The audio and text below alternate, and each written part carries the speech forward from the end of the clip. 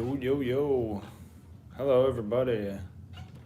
Welcome back to another episode 68.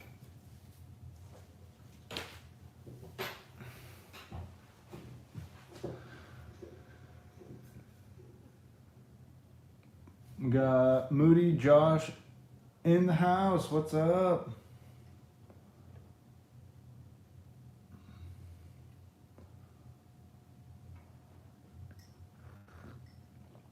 Alright, so today we're going to stick with the FromSoft Fridays and we're going to draw Knight Lautrec of Carim.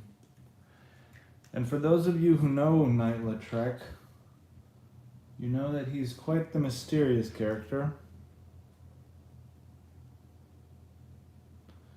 And you're probably always wondering, should I rescue him? Should I not rescue him? Do I fight him? Well, those questions and more will not be answered. What we're going to do is we're just going to draw him.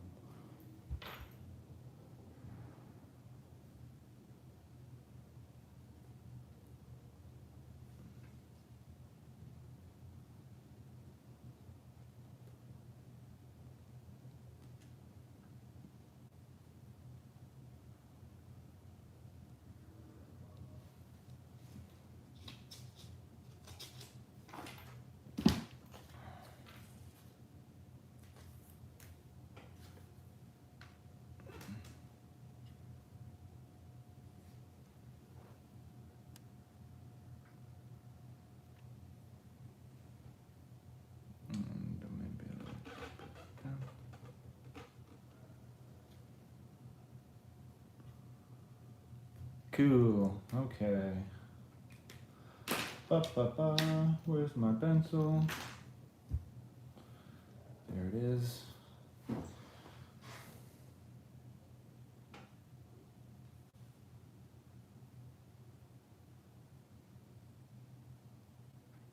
kind of want to draw him like skulking around, or his just classic sitting position. No, I kind of want to draw him moving around. Let's see. It's always kind of weird starting on this paper. Because if I want to draw him standing up, it always feels like I'm wasting the sides here.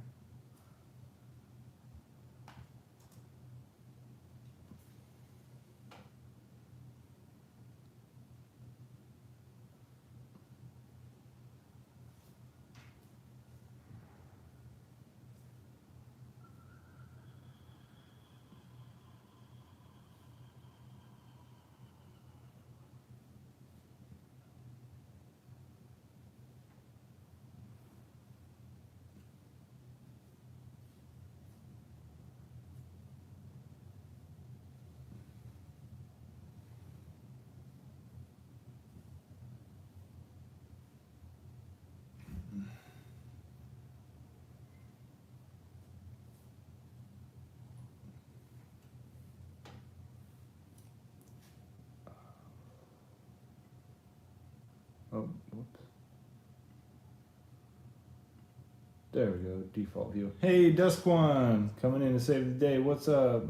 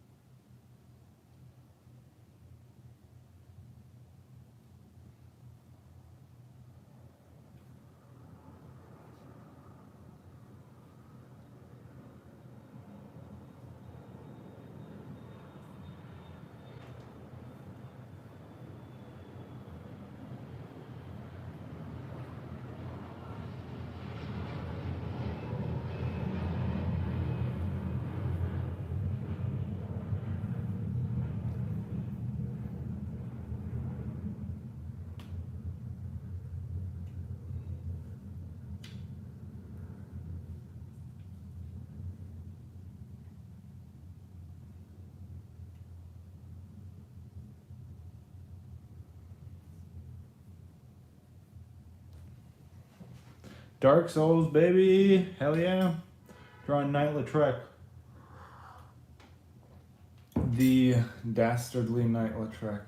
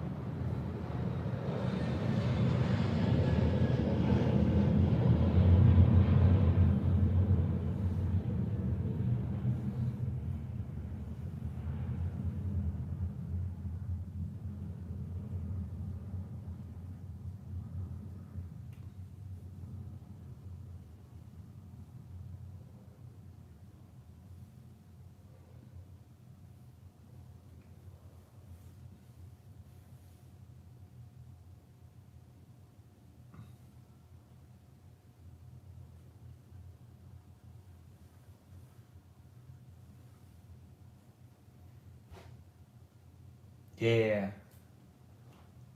Majestic Paws 56, what's up?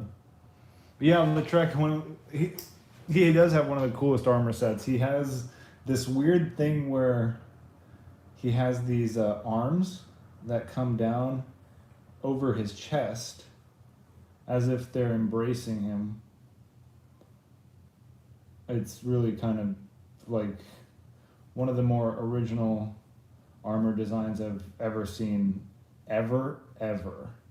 It's such a simple thing, and it was kind of, it's like that joke, like when you're a kid and you wrap your arms around your body, and you can see, like, you know, your hands kind of gripping around the side, and then you turn around and you're like, ooh, look, I'm hugging someone, ooh, look, but it's, you know. Anyways, cool armor set. I have to take off the orange hat.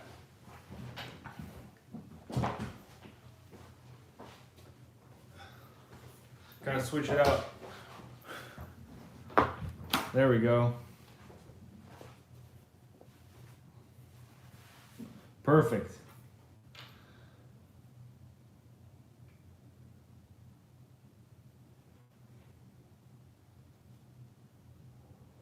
One thing that I've actually found quite helpful that I wanted to share is that since I've started drawing so often, one of the things that I found really helpful, for example, right now, I'm doing this position where he's kind of coming at the camera. His shoulders are the biggest, his head's the biggest, everything's kind of being like smaller as it goes down here. But what I want to say is to draw his arms, for example, like the ones that are coming at you, I found what's easier to do than to draw like the arm and then the hand and the thing is just to, you know, draw the guy and then draw the thing that you want in the very front, like the hand with the weapon. And then when you have the two whatever done, then you kind of figure out how the arm would be interacting between the hand and the body. Because before I would draw the you know, the body, the arm, you know, going in. And then I would kind of have this trouble incorporating the stuff in the foreground going back, you know. Anyway, I don't know if it's right or wrong, but I've found that it's easier for me if I just draw the things that are appearing in the foreground and then the main thing in the background and then kind of connecting them rather than trying to draw the main thing and draw it all as like one whole. I don't know if that made any sense. That's kind of why I don't do tutorials as much as people would want, is because I'm self-taught and I don't know if me teaching people would be, you know, a very good thing, because I don't really have the credentials for it, and I don't know if, you know, how do you teach something that you don't really know how to do yourself? Or the right way, the the quote right way to do it. I don't really know.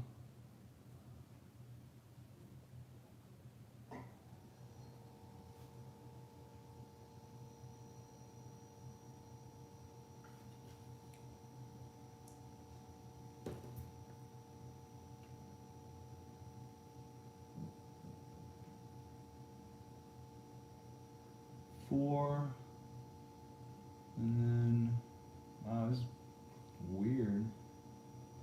One there, one here.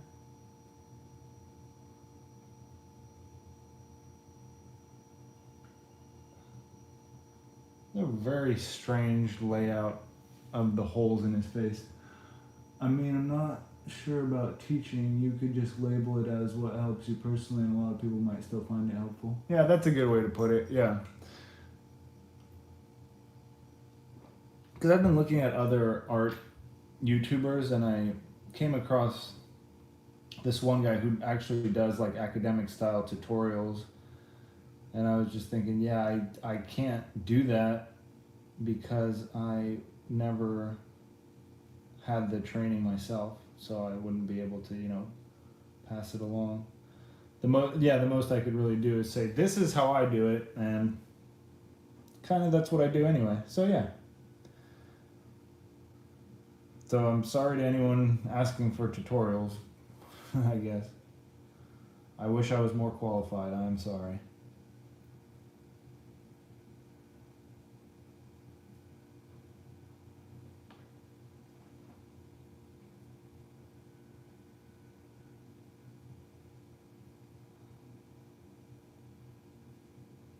So that's roughly how I'm looking at a reference of a screenshot of him sitting down in the game.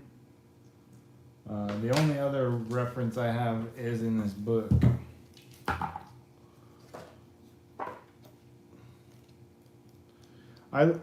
It's so funny because I really love strategy guides for games, and I own a few of them. I own Dark Souls and a Morrowind one and other ones. But the thing is, I've never actually used them simultaneously while playing the game. The only game guide I've ever used is the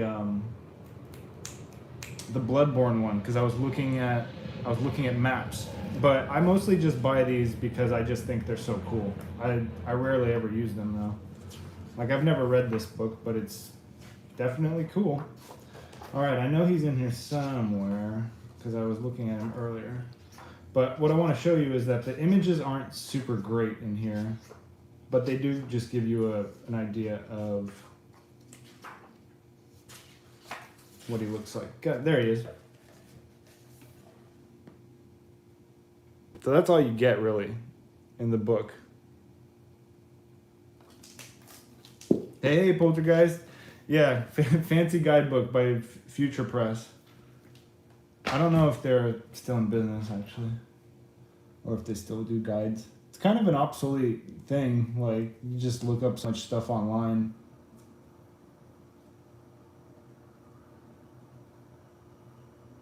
I just love books, I guess.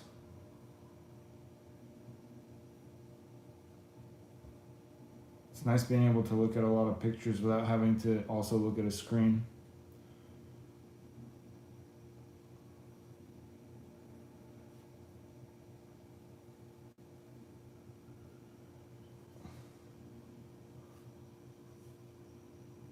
This would be, let's see, and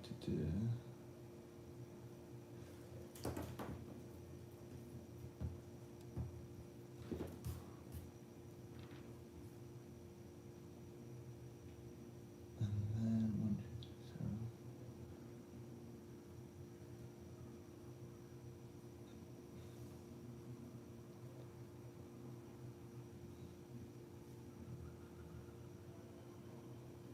Yeah, there's not a lot more to draw on his helmet, I guess. Let me see what his shoulder pads look like. His shoulder pads kind of look like his hat a little bit, in that they have these things. What we just...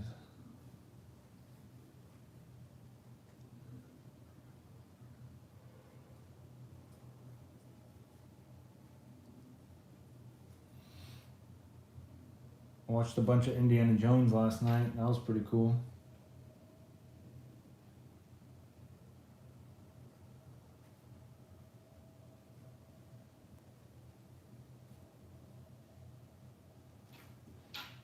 All right, let me.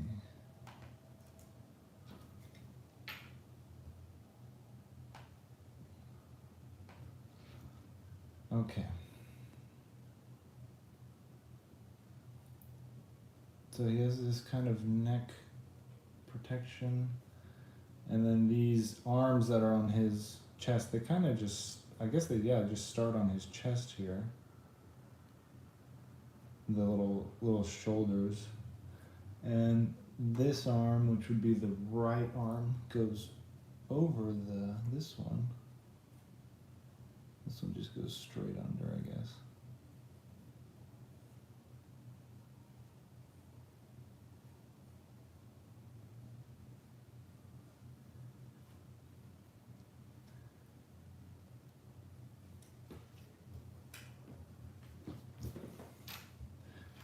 And so this arm right here, he's kind of lifting it, so the shoulder will be going like this.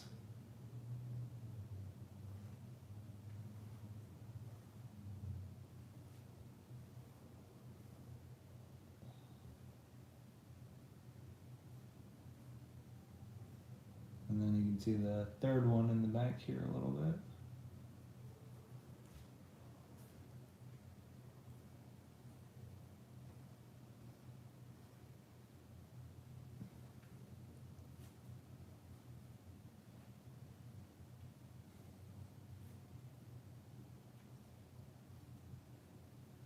All right.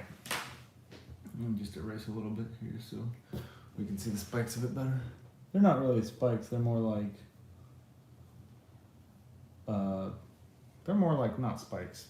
They're more like little popsicle sticks with the tips cut off. I feel like these should be a little bit bigger.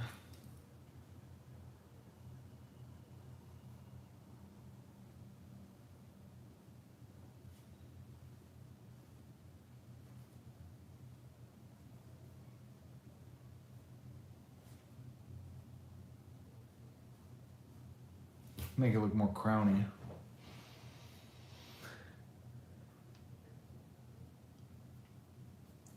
So yeah, this arm's kind of tucked back. It's kind of, so just the forearm would be coming out, but I think I made it too long anyway.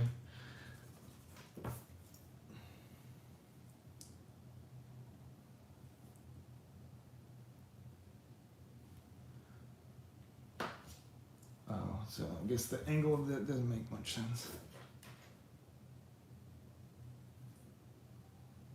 Because if his shoulders, if his arm's going straight back that way and his forearm is coming out right here,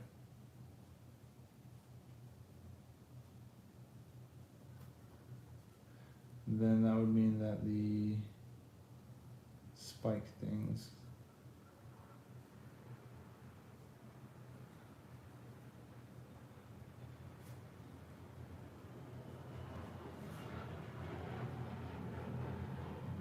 are kind of looking directly at the camera, almost.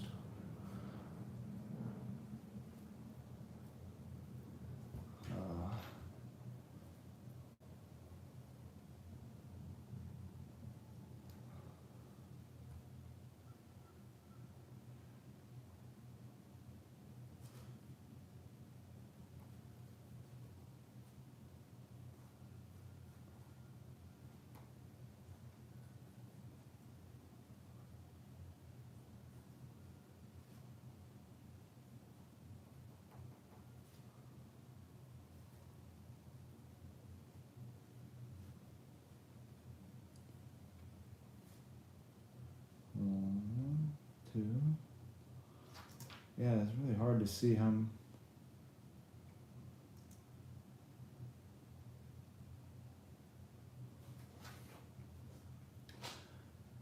Oh man, and then his arms are like hella complicated. Oh boy. His actual moving arms.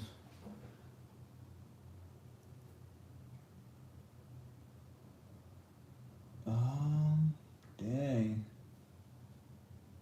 I can't even really understand what's. So there looks like there's like a kind of big armor plate like this with a smaller cuff kind of coming out.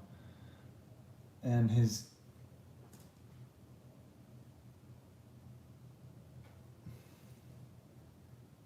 And then his hands are just completely covered in armor. I'm just gonna have to kind of improvise because I can't really tell what it looks like.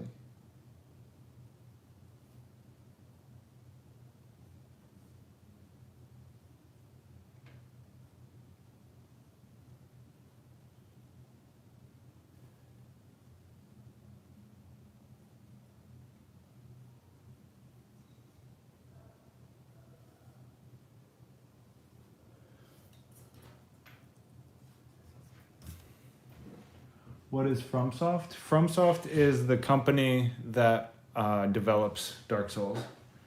That's a very good question.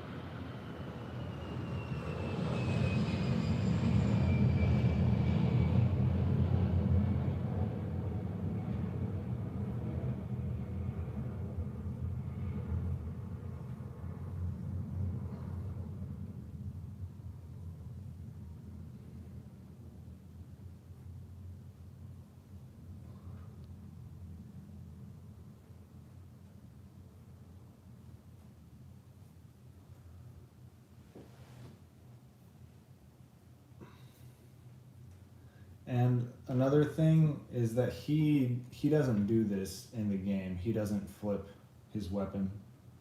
That's just for convenience of this drawing.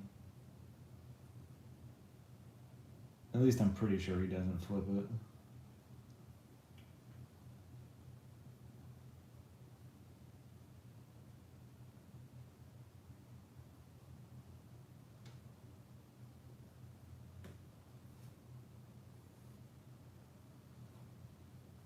I always like to fight him when he's sitting near the edge of the cliff so that you can kind of just kick him off when he starts fighting. Then we don't really have to deal with how strong he is.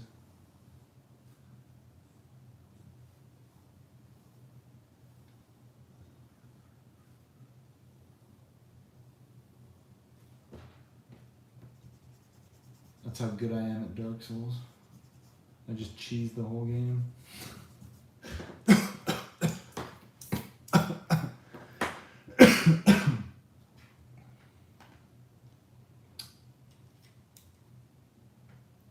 Yo, what up, Wilkin? What up, Toth? How is everyone today? Oh, yeah, I just wanted to apologize. I couldn't make it to the live stream yesterday. I was not feeling so good all day, just kind of not feeling so good, but feeling better today. And I have quite a few commissions I have to, not quite a few, but I have 2 commissions that I need to wind up that I've been doing for a minute. So after that, after this, that's what I'll be doing.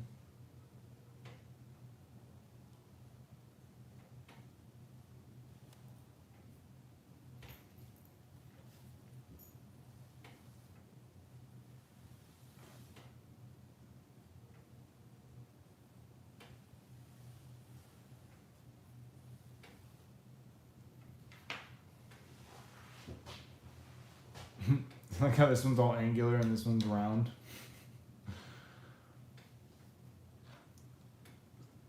That's just what happens.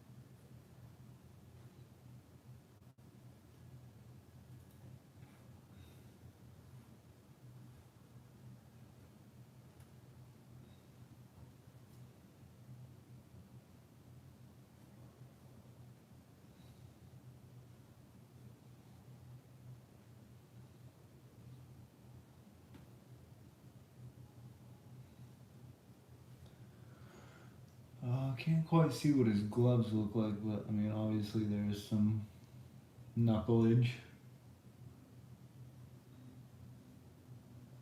Some knuckle stuff.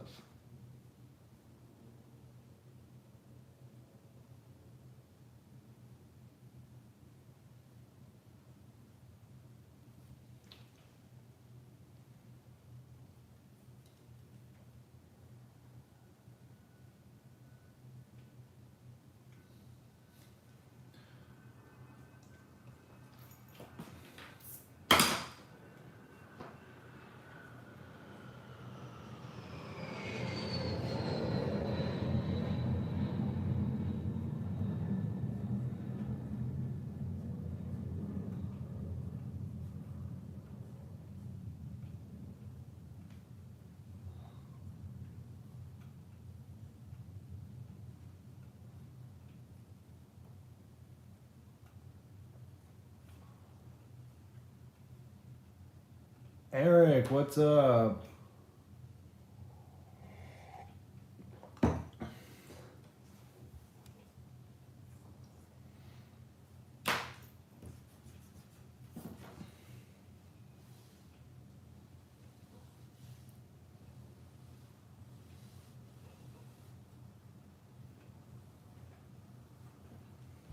So for anyone who doesn't know, Ayumi Hanaoka, the mystery girl in the chat, is my fiance, and we are getting married in December. Pretty cool. Not to put you on the spot, babe, but I just put you on the spot.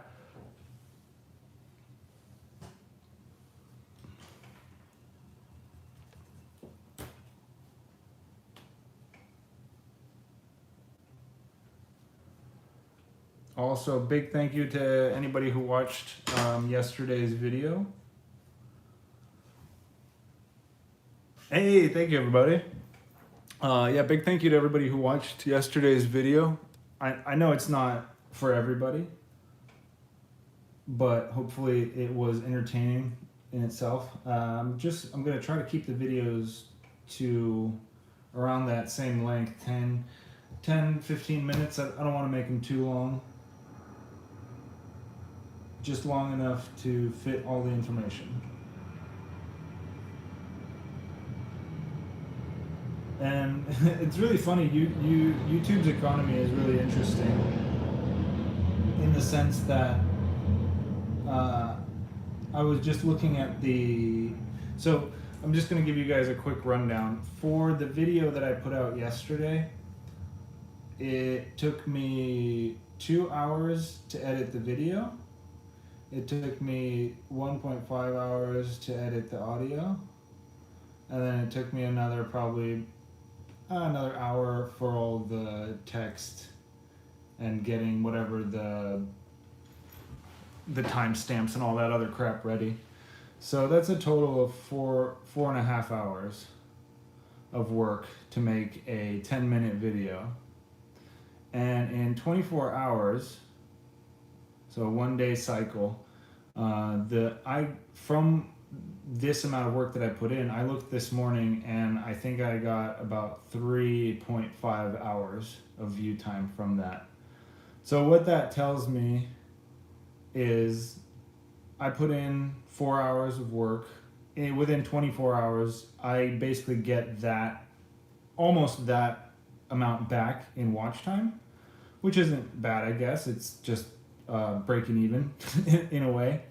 But let me throw you one of these. When I do a 2-hour live stream, I get anywhere from 8 to 18 hours of view time. I do a 3 or a 4-hour live stream, I could get up to 25 to 30 hours to the view time.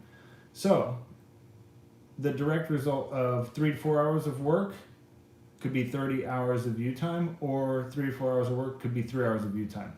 So by looking at these metrics, the reason I do the live drawings daily is because the return is so much better. there's almost no incentive and no point to actually make videos that aren't live streams, because the algorithm doesn't recommend them to anyone. Almost nobody sees them, and the return is just minimal.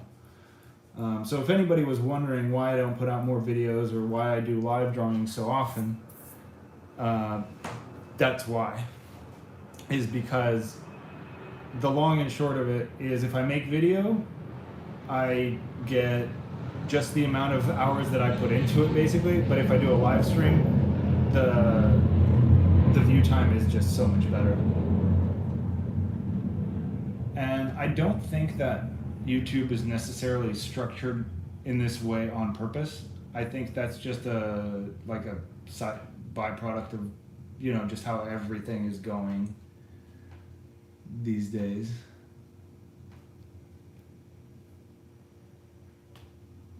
And maybe it'll be different once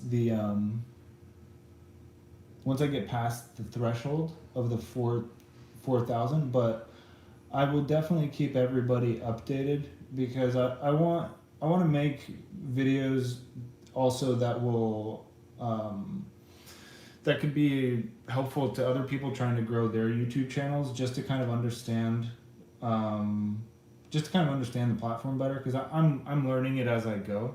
I learn new things every day, and what I'm sharing with you today is that if you can live stream on your YouTube channel, that is by far the best way to get views, other than just flooding your page with videos and hoping that they get viewed.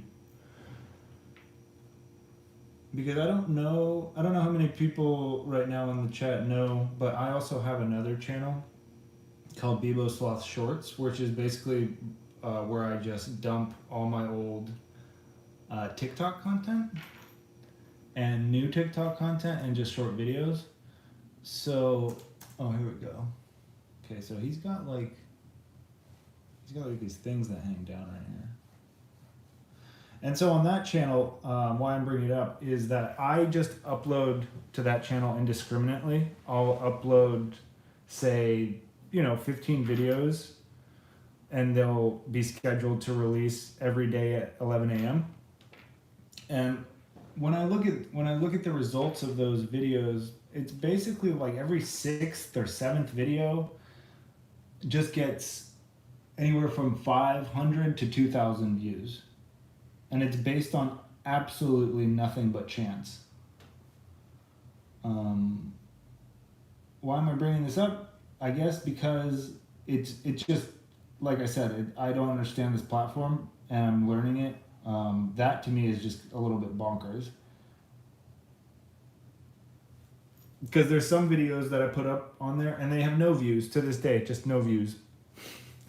So yeah, I don't know. It's a really strange system, but it's kind of fun learning something new. Oh boy, did I mess this up a little bit? Oh no, okay, so this comes out. These metal plates on his shoulder pads, they're kind of just like riveted to this other metal plate. 1, 2, 3, 4. That has, okay, this one's like longer. It dips down. 1, 2, 3, 1, 2, 3, 4. Something like that. There's like these like ridges. 2, 3, 1, 2, 3, 4. That's gonna be real weird with the perspective like that.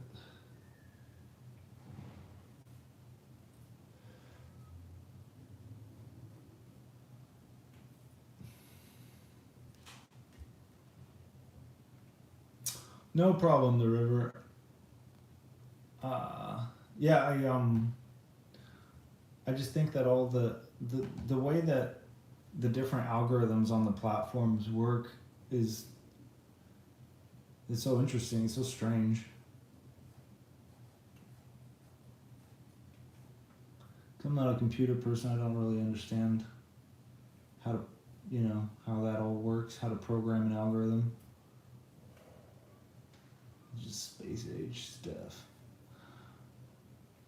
All right, so these plates down here, they kind of have this weird different look to them. They're a little bit more primordial. They look kind of like scales rather than armor.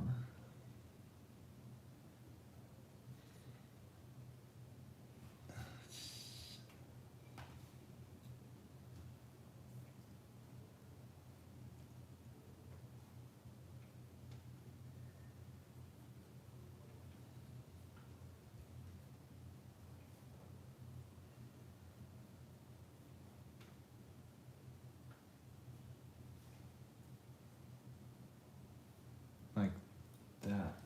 I'm trying to find a better picture of like the arm armor, but it just kind of looks like there's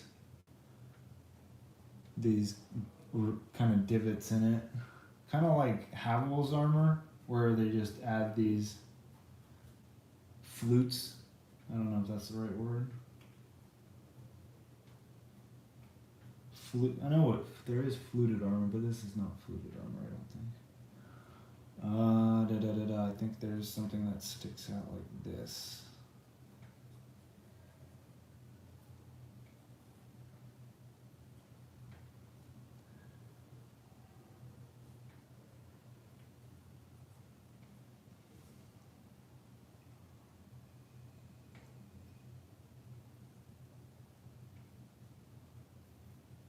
I think fluted armor is like the kind of armor that the regular knight class has. I think that's fluted armor. Again, correct me if I'm wrong.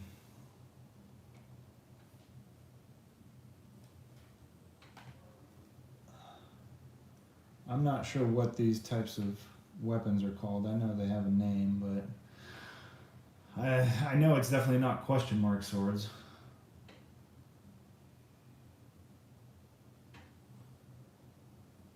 But that'll do for now.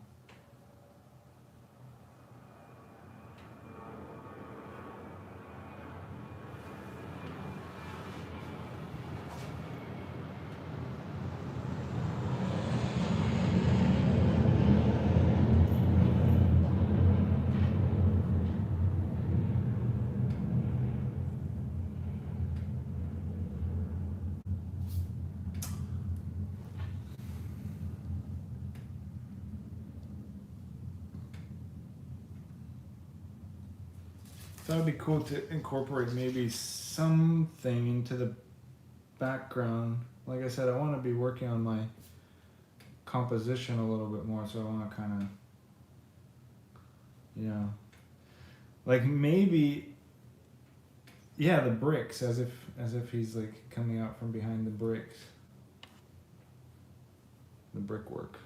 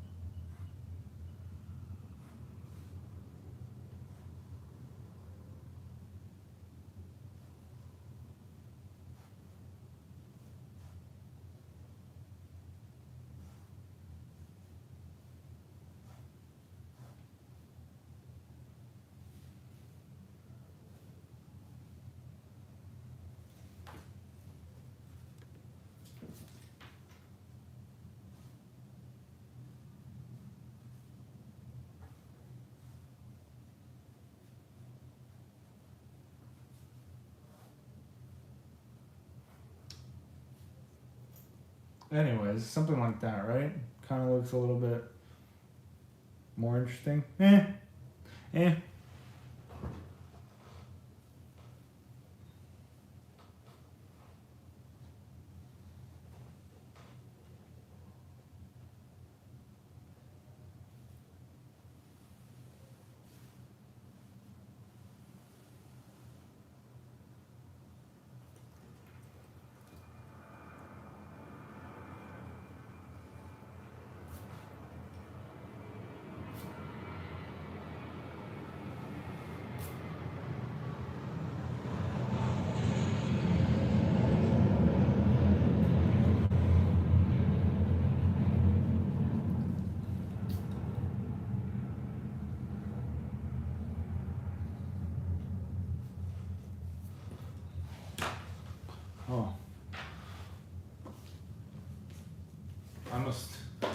I must go to the restroom really quick.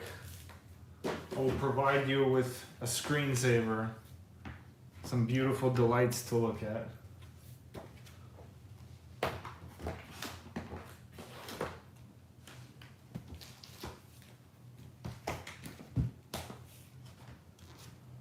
Yo, what up, Sticky Art? I'm just going off to the bathroom real quick. This is a screensaver.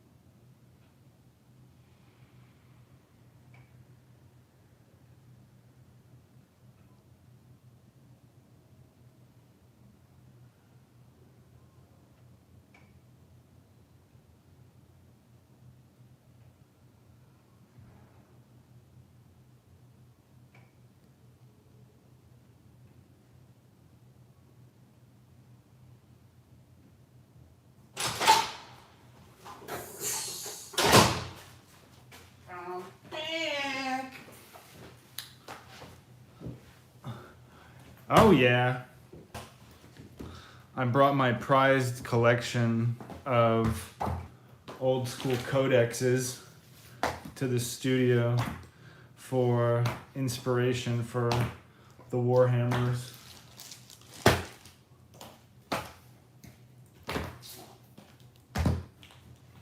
Voila!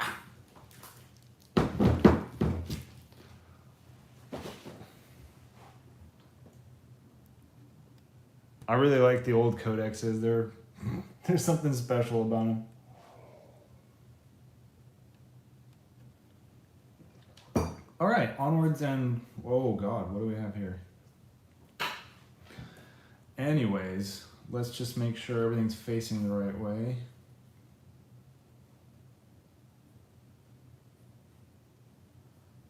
Okay. I just know that the handles have to be aligned with the blade.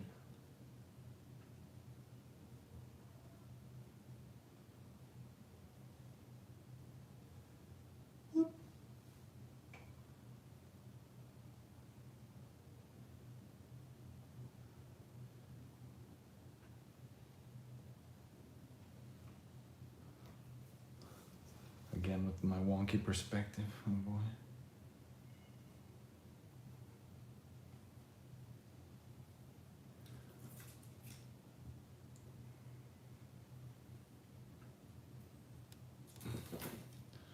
I want to move this one down just to be a little bit more parallel to the other one. I think I put it too high.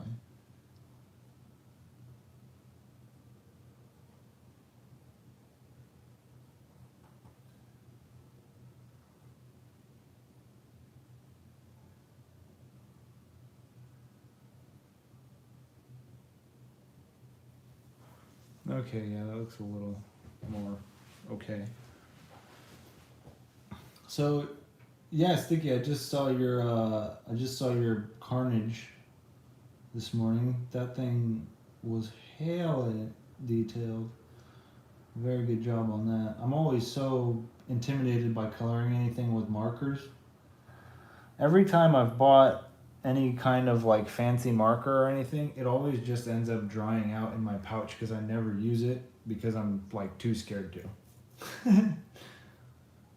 So yeah, there's a success story for you.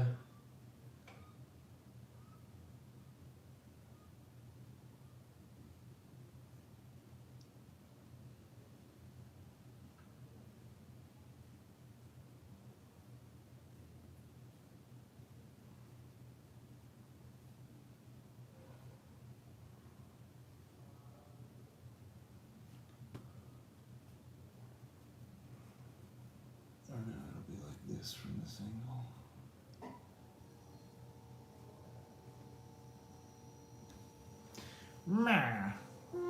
See? Alright, well, guess we can start the inking process.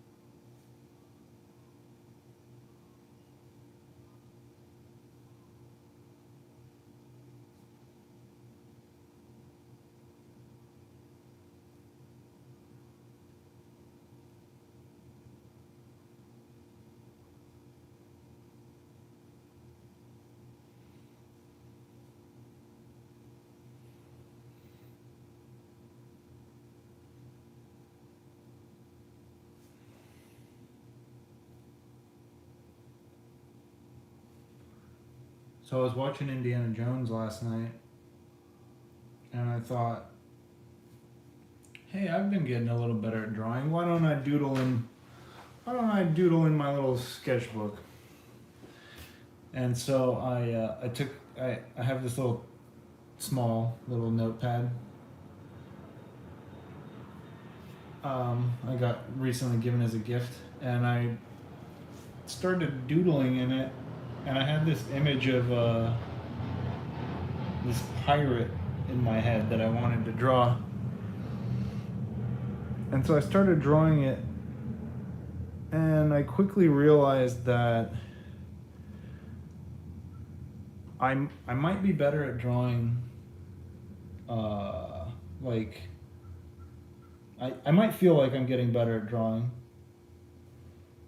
but the reality is that I still very heavily rely on a pencil for the accuracy of my drawings. What I was trying to do at home, I was just trying to draw with a pen straight away, and that's kind of what I used to do when I was in high school. I wouldn't use pencil for anything. I would always just go straight pen, and I was much better at drawing. But I guess I've kind of lost that ability. I also used to draw in ballpoint, not these kind of pens. And ballpoint pens actually allow for a lot more mistakes to be made because you can kind of sketch with a ballpoint pen, and the original sketch will be pretty hard to see by the time the picture is done. But yeah, I guess what I'm trying to say is that I need a lot more practice. But also, on the flip side is that those sketches that I do at home for myself, nobody's ever really going to see them. So it doesn't matter, it's only just for myself, but it was a little bit disappointing to draw that pirate face and just see how it didn't turn out like it was in my head.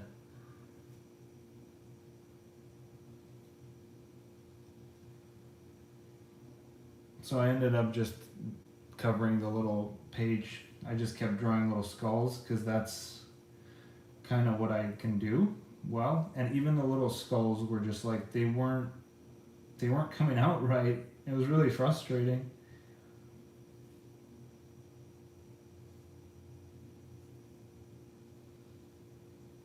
It's really frustrating, yeah. When you even when I felt good, like I mean, not I didn't feel good physically, but I was in a positive mindset, and yeah, that didn't help much.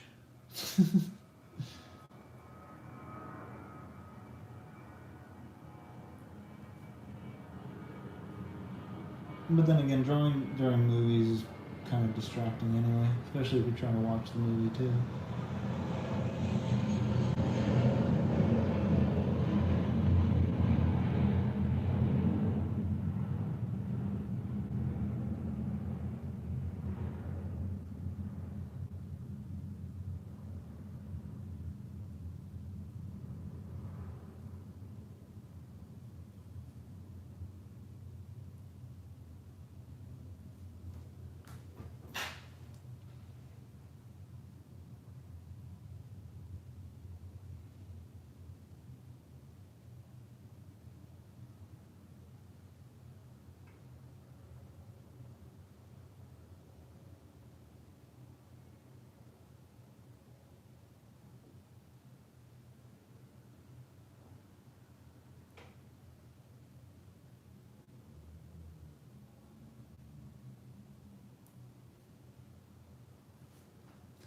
Okay, that looks fine.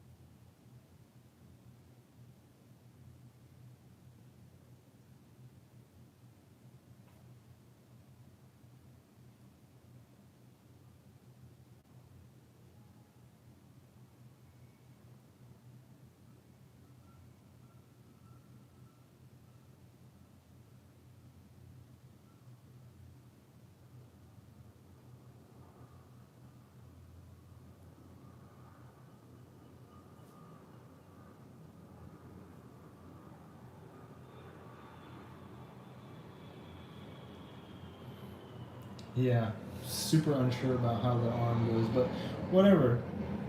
You don't really. It doesn't really matter because it's all foreshortened and you can't really make out what's going on anyway. So it's fine.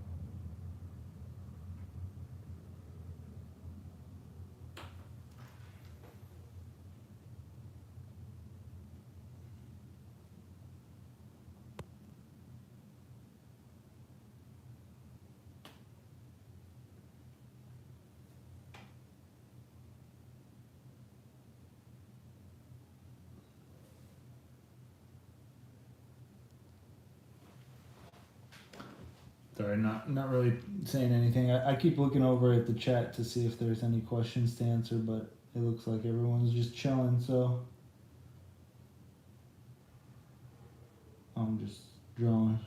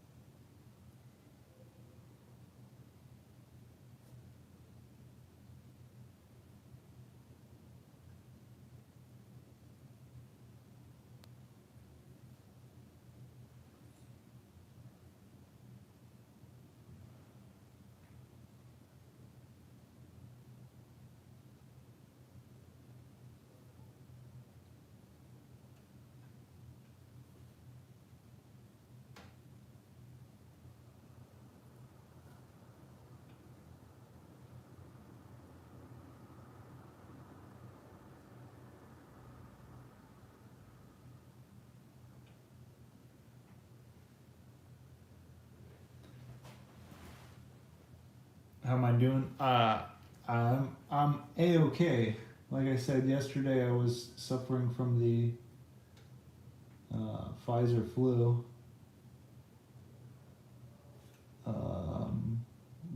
Basically day 2 after getting the shot. Kind of put me out. And but yeah, today I feel a lot better. Feeling sad about the state of the world as usual, but that's not something I should talk about unless I want my videos to tank completely. So yeah, I guess I'm doing pretty good, all things considered. How are you doing, Toph?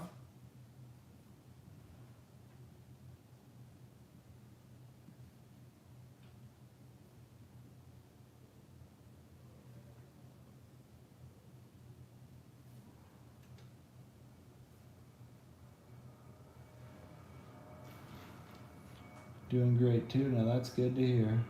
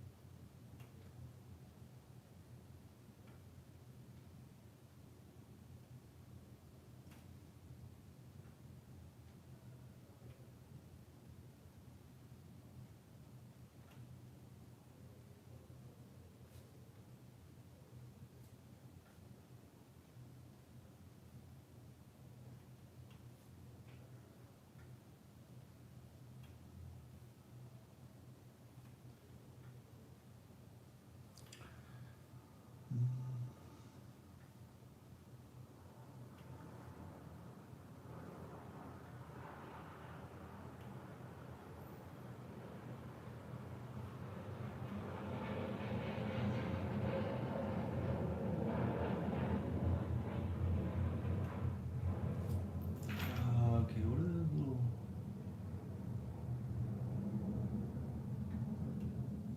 I can't tell what the little elbows look like. Oh, wait, I think I can tell.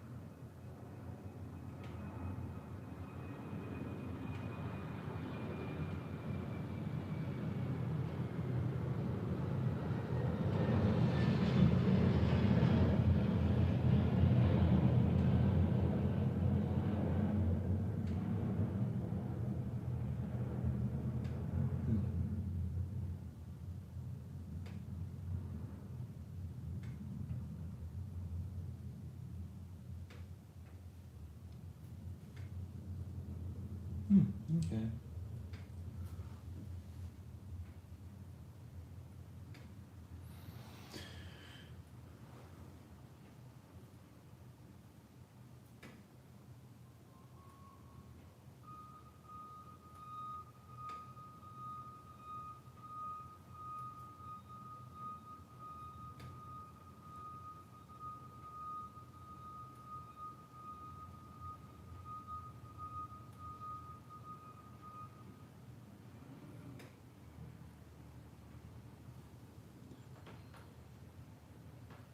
Starting to come together a little bit.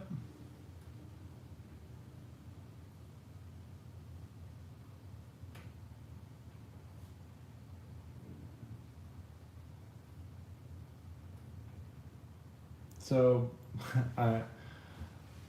when I shade him in, I've decided that I'm gonna do my best to give his armor a dirty metallic kind of look. So I'll be shading it with the classic brush pens.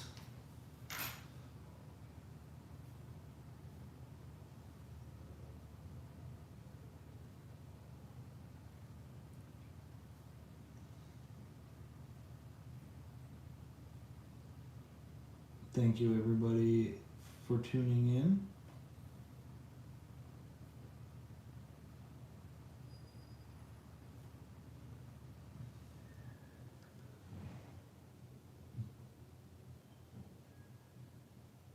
Yeah. Shout out to my mom, who's probably watching from her office right now. Thanks, Mom. Shout out to Poe and Dan, who are probably watching, and Ayumi.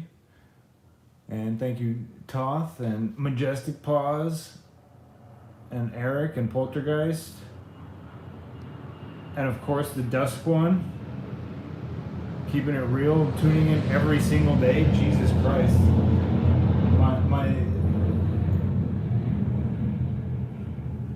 I'm so happy when I see Dusk One tune in. That's how I know I'm gonna have a good stream.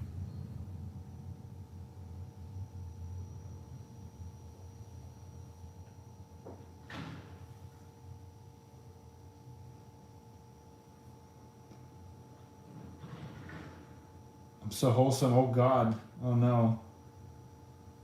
That's like a huge turnoff. I'm like Mr. Rogers. I would love to be Mr. Rogers. Yo, Money, what's up?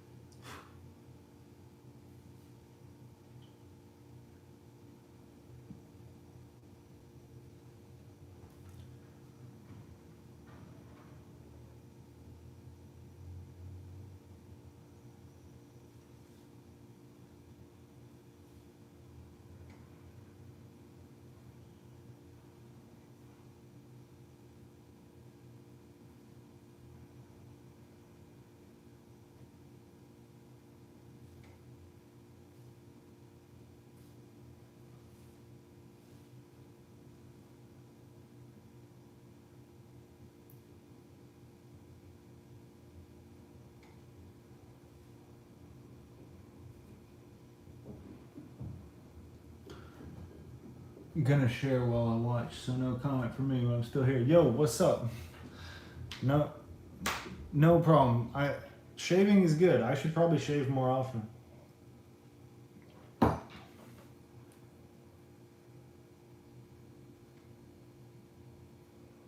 But I have a beard. I always wanted a beard. I always wanted a mustache ever since I was like 8 years old. I used to have dreams about having facial hair when I was a little kid. those dreams would go something like this. I'd be riding on a speedboat or hanging onto the back of a train, all in third person view. And then right before I woke up, me in the dream would turn around to face me dreaming, and I would have a big handlebar mustache. And that's how I knew that I would grow a beard when I grew up. Simple as that.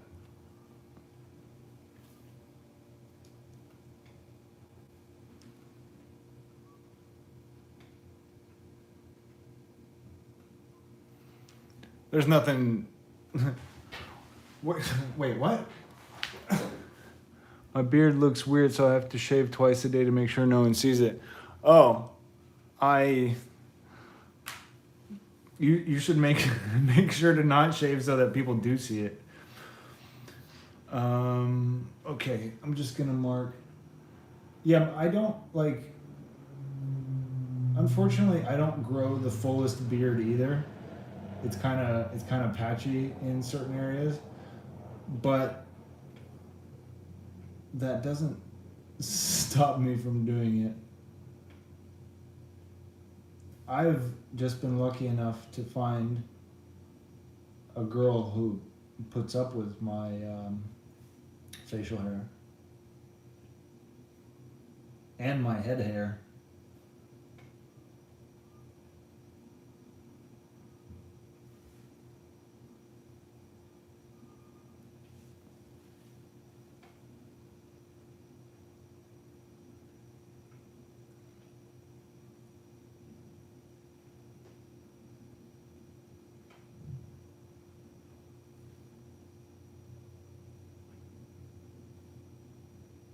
So I'm just drawing these as kind of guidelines for myself here.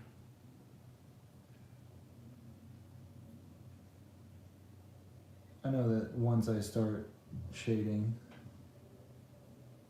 they'll be a little bit harder if I don't have them there.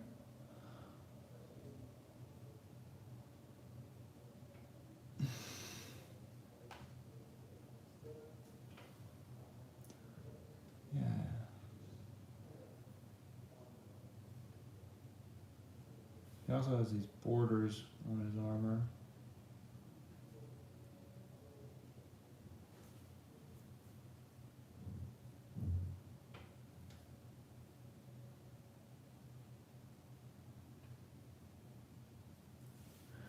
Doodly-doo. Oh, dude, I hated beards when I was young. I got depressed when I started. You're like, no, now I have more work to do.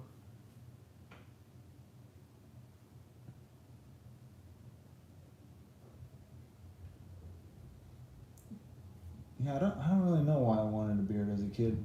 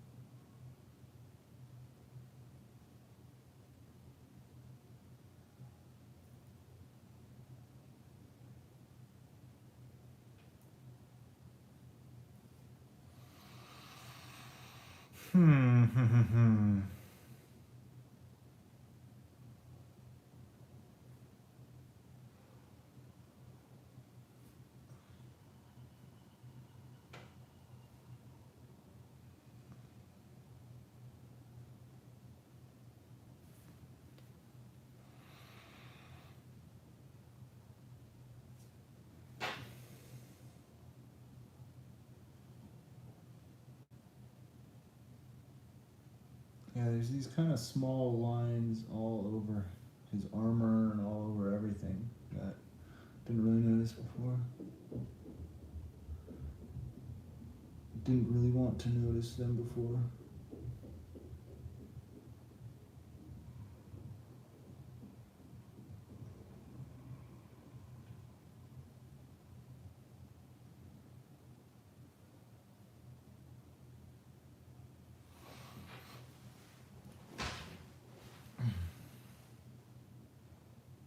must annoy my friend, because whenever I see him, I ask him if I can touch his beard. I can't help it, it's too good. He must have a huge beard. Nobody asks to touch my beard, probably because they're like, oh God, look at it. Ugh.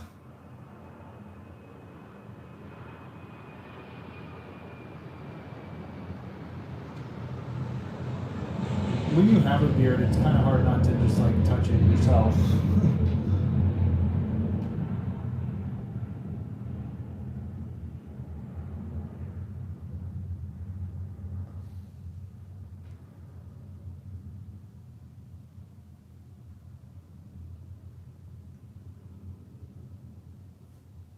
What's interesting is that these lines, they don't continue onto these plates of armor, which is a little weird.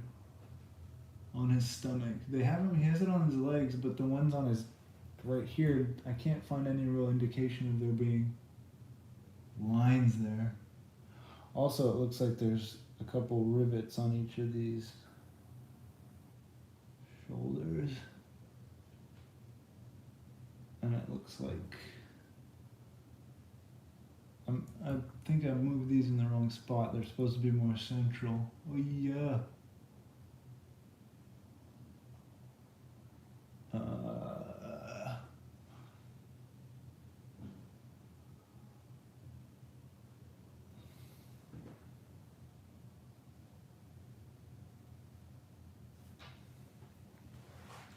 I'm sorry to whoever designed this character. I hope I didn't butcher it too hard. No, you must not draw him again. Okay, time to erase a little bit of stuff. Dad envies the fact that I can grow. Damn! Dad's like, hey, those aren't my jeans.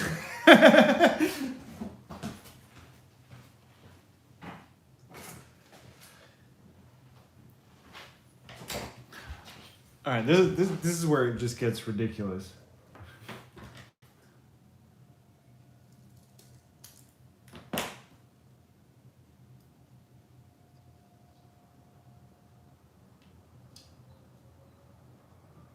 Ah, perfect.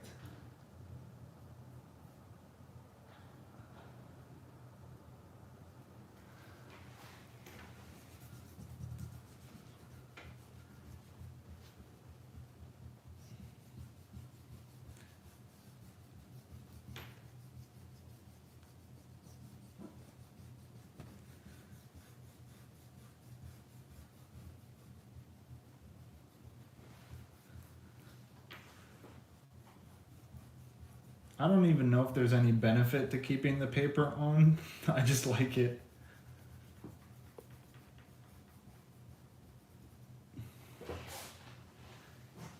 Oh.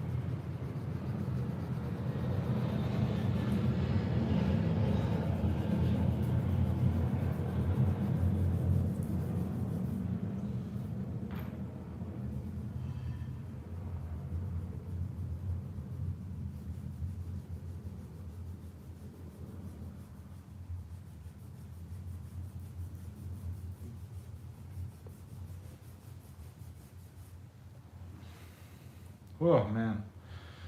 Whew. Sorry, anybody watching. Getting that motion sickness from the shakes.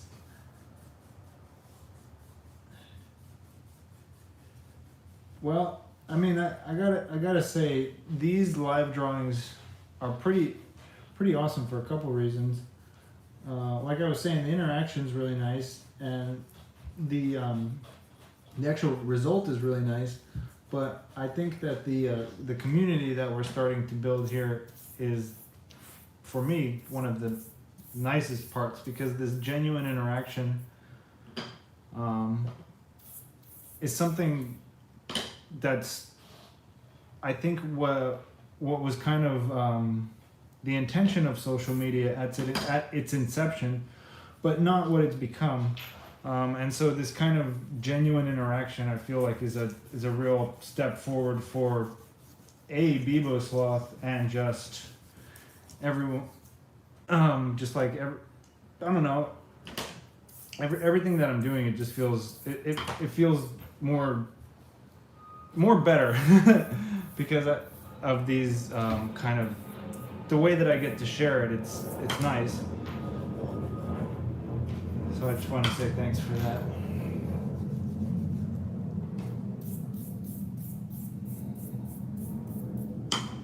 All right.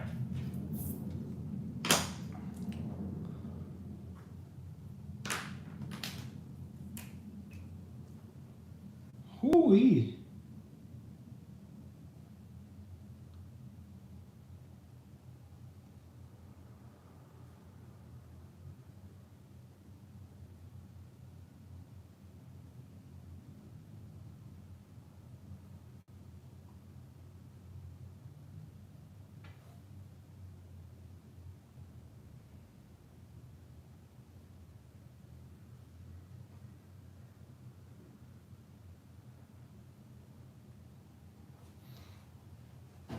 All right, those little lines are just to give the mask a bit more of a directional look, because there's this kind of ridge up here, so I added that same ridge in the eye holes. So you can see that his face is a little bit tilted down, even though it doesn't really look like it. Well, it's not tilted down, the camera's kind of coming from up top.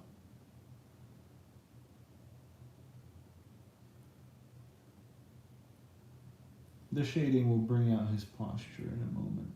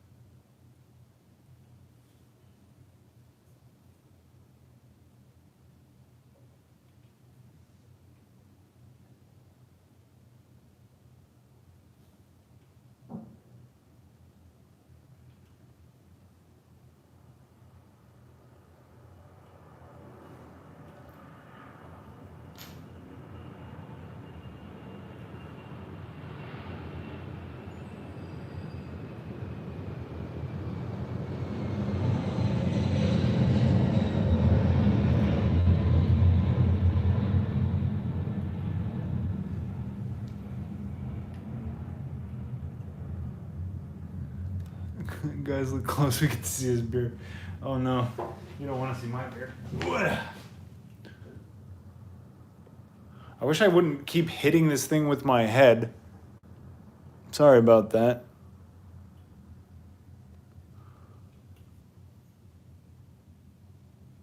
There we go. There's a little nicer look at it.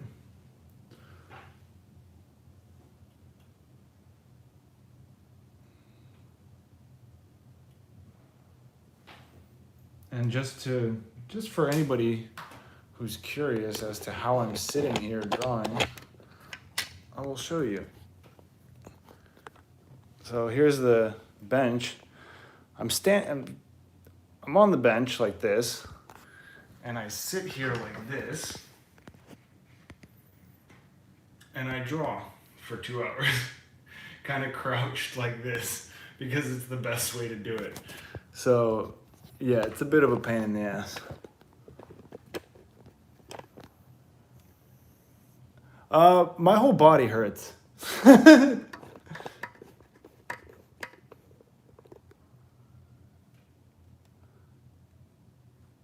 So yeah, there's really not a good way to do this with my current setup, because the recording device is like literally 1.5 feet above. It's right where my head normally would be.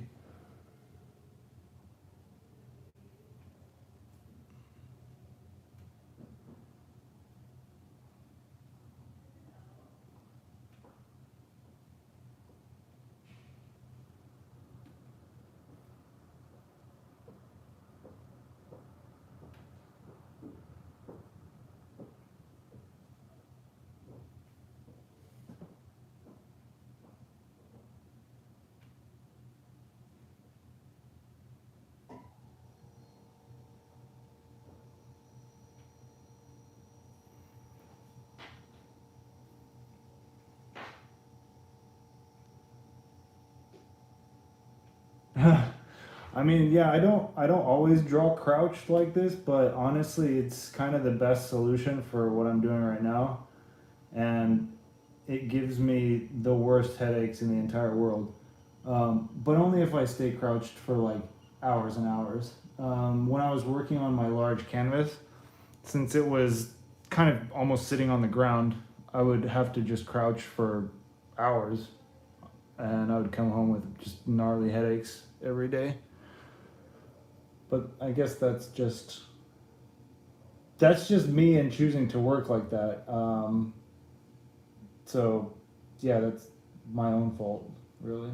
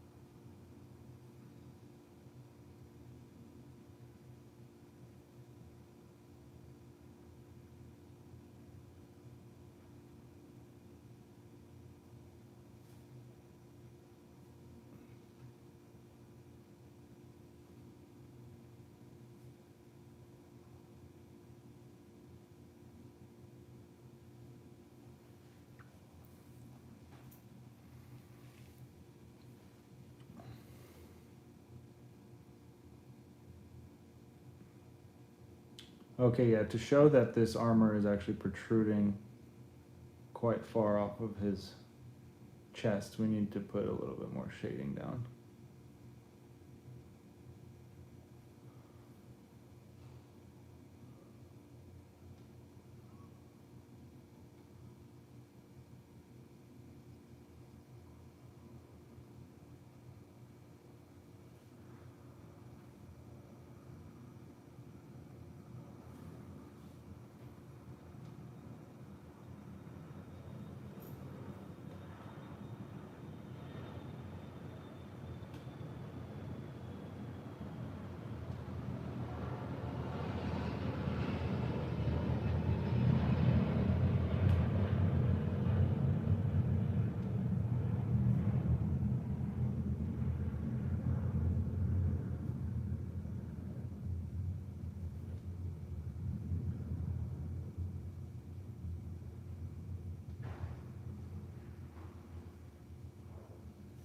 Perfect. Now that the brush has dried out a little bit, I can move.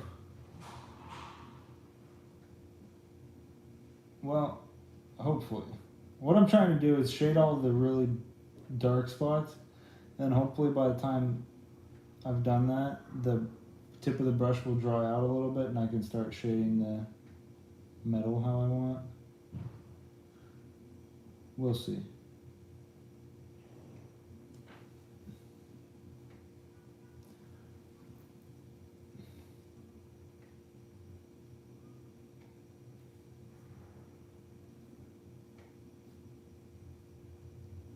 One second.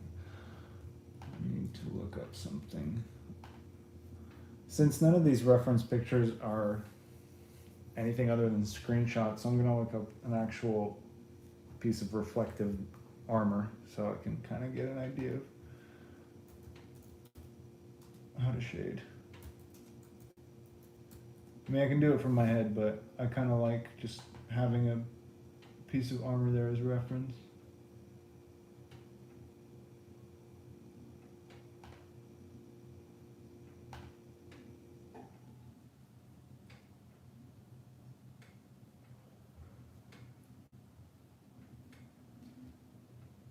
Oh.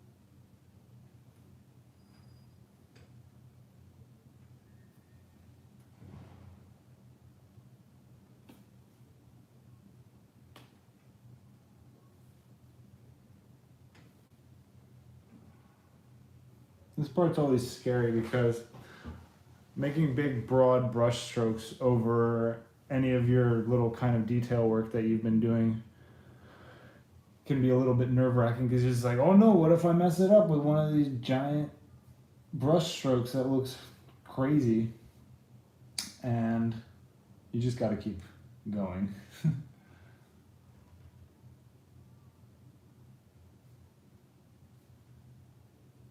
And again, yeah, practice makes perfect. Practice doesn't make perfect, I'm lying. Practice makes better.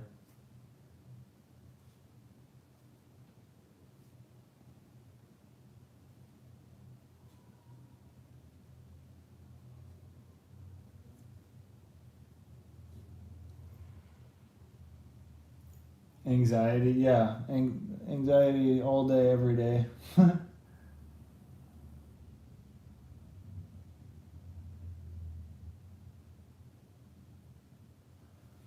can't imagine ever taking like medication for anxiety though. That would be really weird. The idea of taking anxiety medication for anxiety gives me anxiety. I think there's better and healthier ways to deal with anxiety than just popping a pill.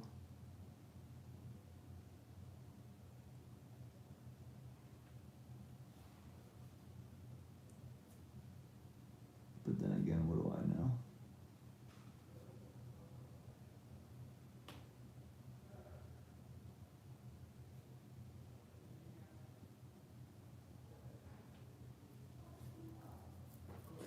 Clean shaven, oh yeah. That was pretty quick.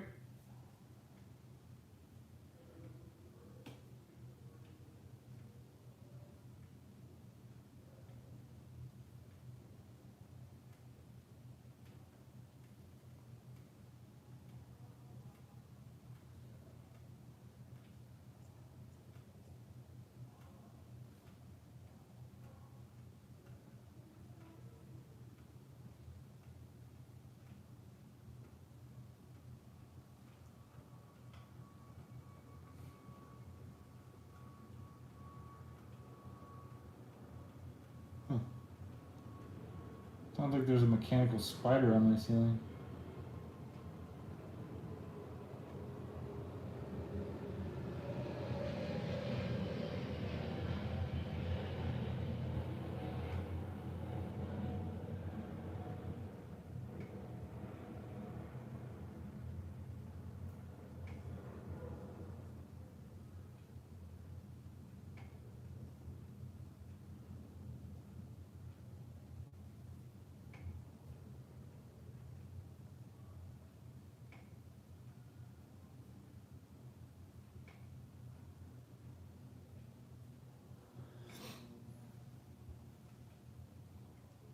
Oh, oh no, what's happening?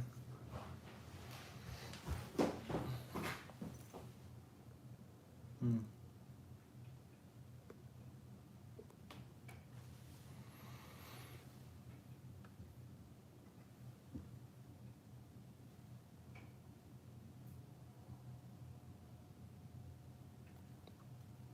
I'll have a full beard by the time I get to your age, amen. Yes. I don't know what just happened there. Something just glitched out a bit.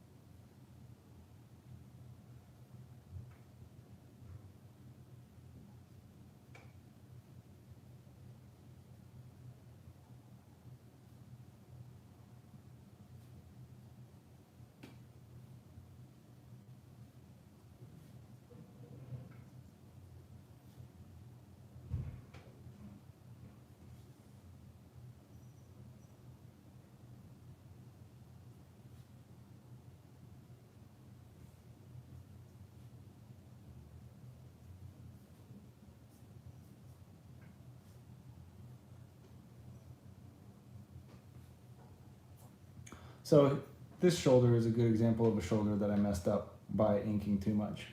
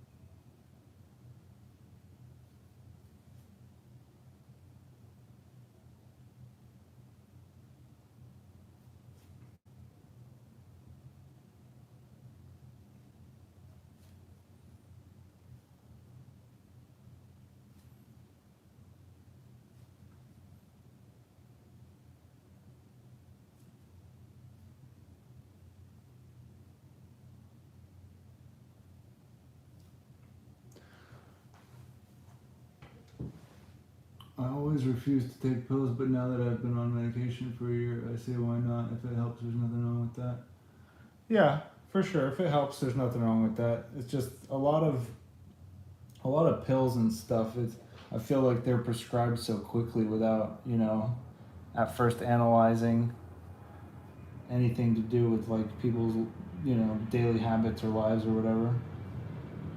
But anyways, like I said, I'm not a doctor. I can't really speak to any of that kind of stuff. I think what you said is the truth. Um, as long as it helps, as long as it's helping you and you can feel that it's, you're happier or, that's better, then yeah, there's nothing wrong with that. I mean, that's what medication's supposed to do. I only kind of am skeptical about certain things is because in this country, people are prescribed pills for everything, and it's like you can just go and get a prescription for pretty much whatever you want, and you can just say, oh yeah, I have anxiety, and it's like, all right, here's some pills, go get high.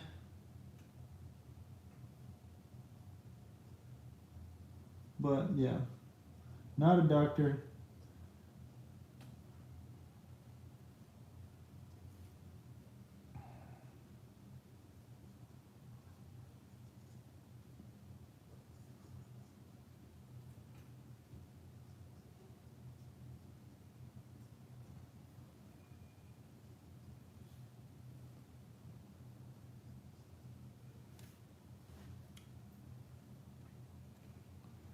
I guess I just think it's interesting that, for example, say if you're depressed because of, say, like the state of the world or something,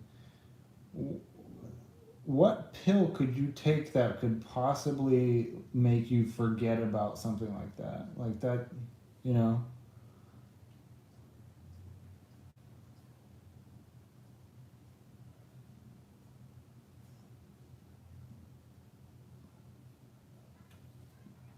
And it's like at that point, like, what's the point of just living in a state of numbness? Who knows?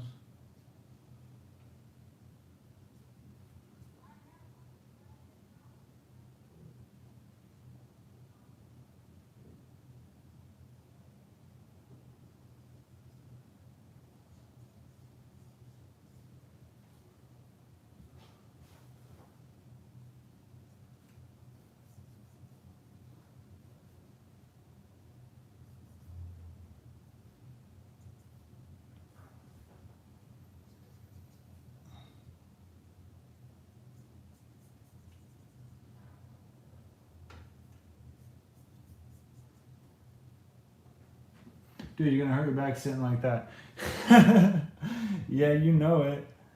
But yeah, like I was explaining, there's just I switch between sitting normally, like a normal human. For example, right now I've switched back.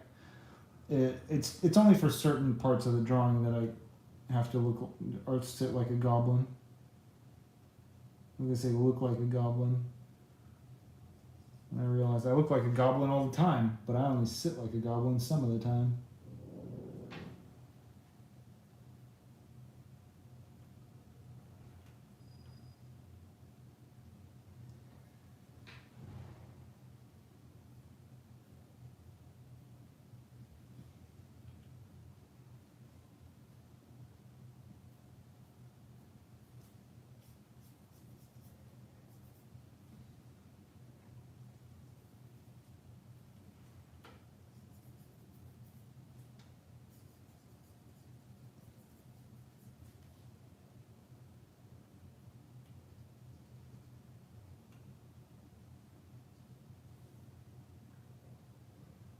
Hey, put a skull on it. What is up?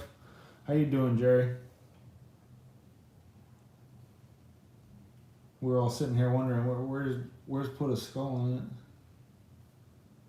At least I was.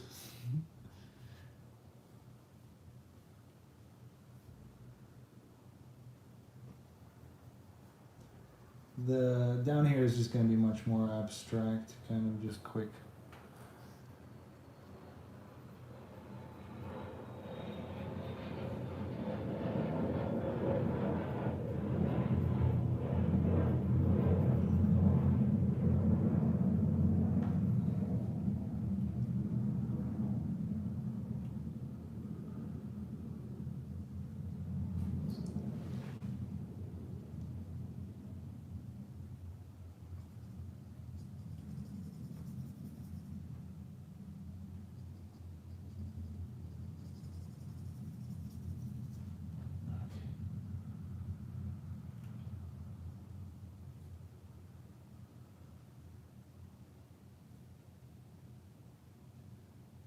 Oh, speaking of what's behind the armor, when I was looking up reference pictures for this guy, apparently they have a modeled head for the actual character. He has a face under the helmet, and he's this grumpy looking, noble looking guy with long hair.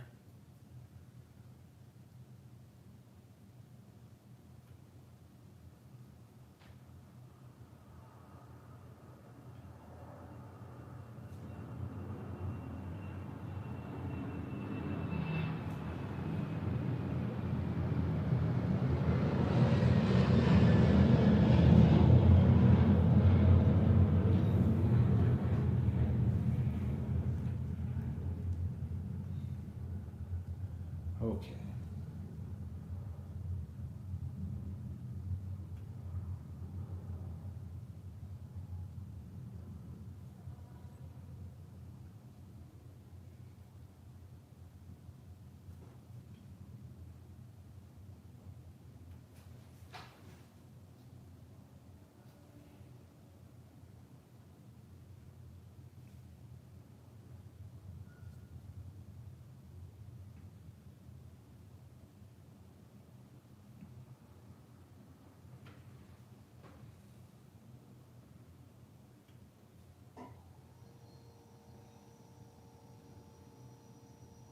I don't even know if these things really have, if they're just hooks or if they're blades. I think they're just kind of hooks.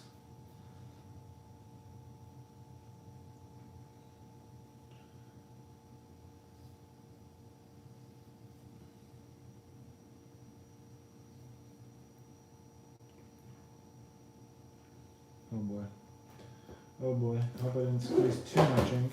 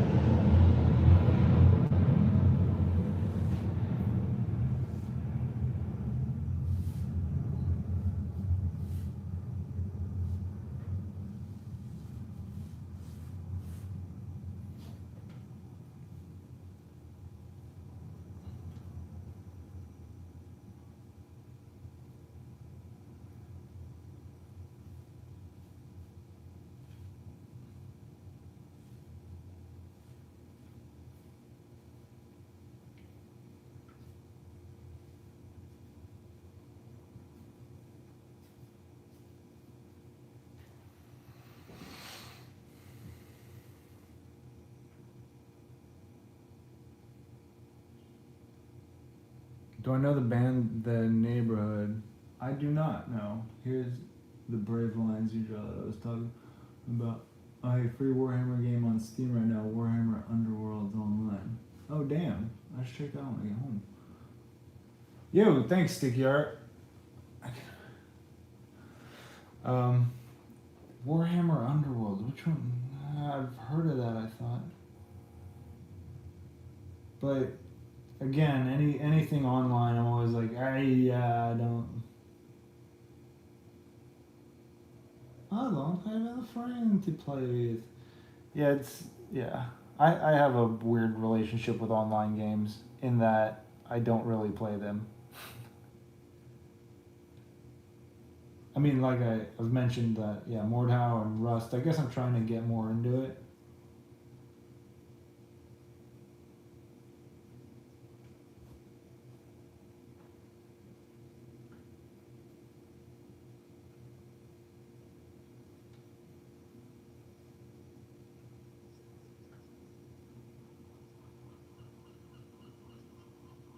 I just miss the time when games were not solely being created for profit.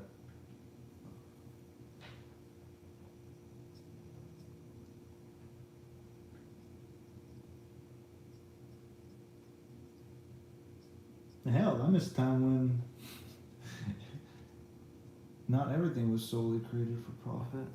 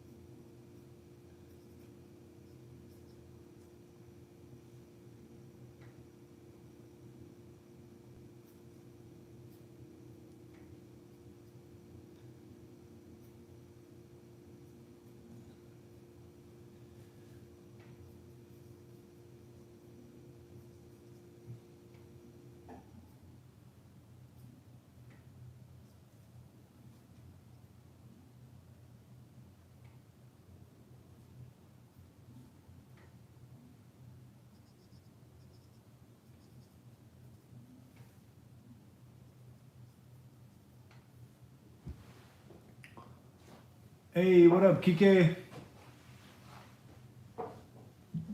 Whoa, Oh yeah, it might be janky. It's free though. The tabletop version is cool. It's basically just fantasy kill team. Oh shit. Okay. Tobacco Sunburst, the neighborhood. Listen to this after. Wait, I'm gonna write it down. The neighborhood.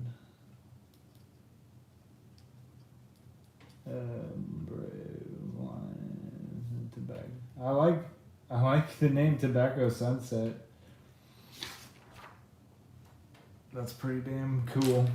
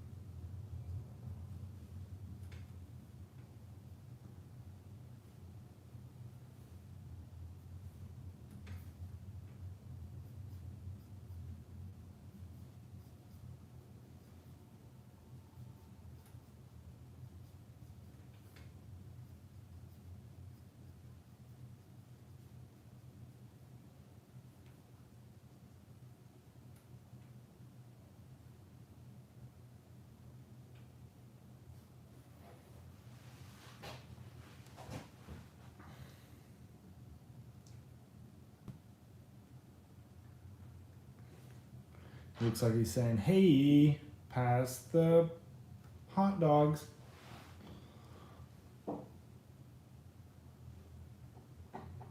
Well, same. Indie devs are killing it right now, though. Lots of good games out there being made. Yeah, exactly. Seriously.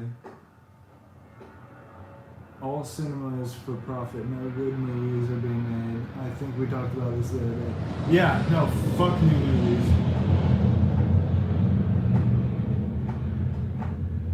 Yeah, most things are being made for profit. Like, like so many things that I was a fan of as a kid, like for example Magic the Gathering, that have gone mainstream now, and I see like arenas full of people watching people play Magic the Gathering, and I'm just like, get this out of my face.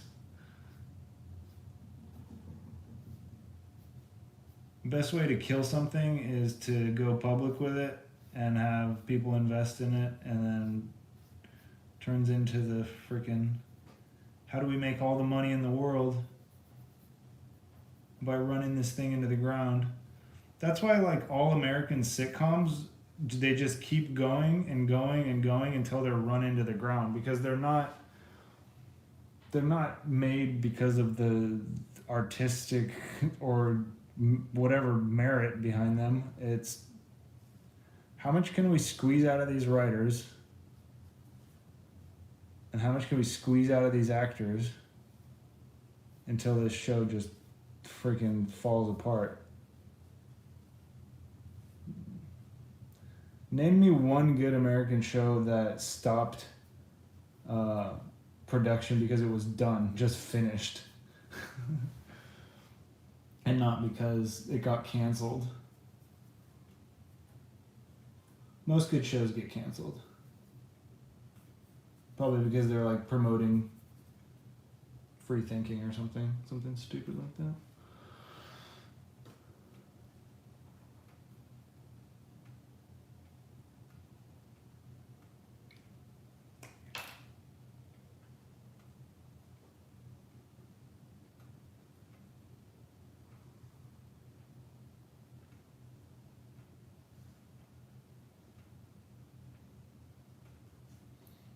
I hope no Masons watch this. They'll look at this brickwork and be like, oh my god, it's atrocious.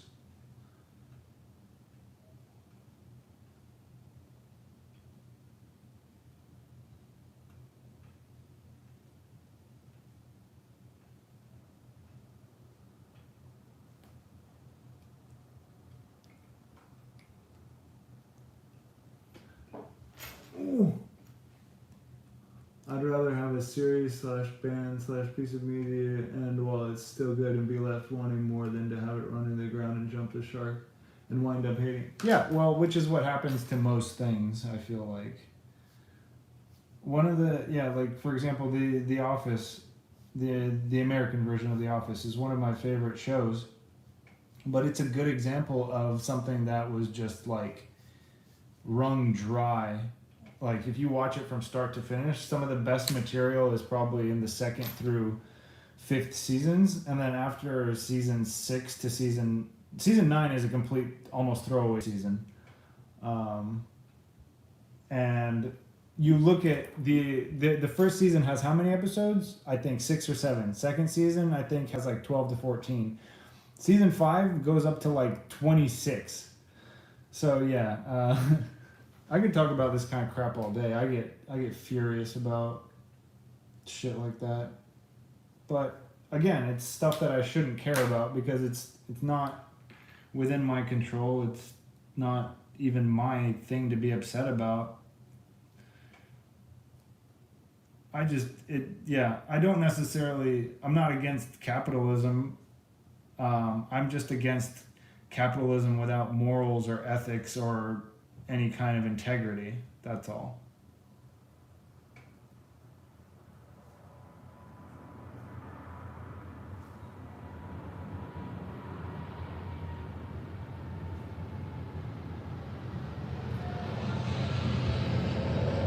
Yeah, best season of Office is 2-3. Exactly. Yeah, thank you, Money.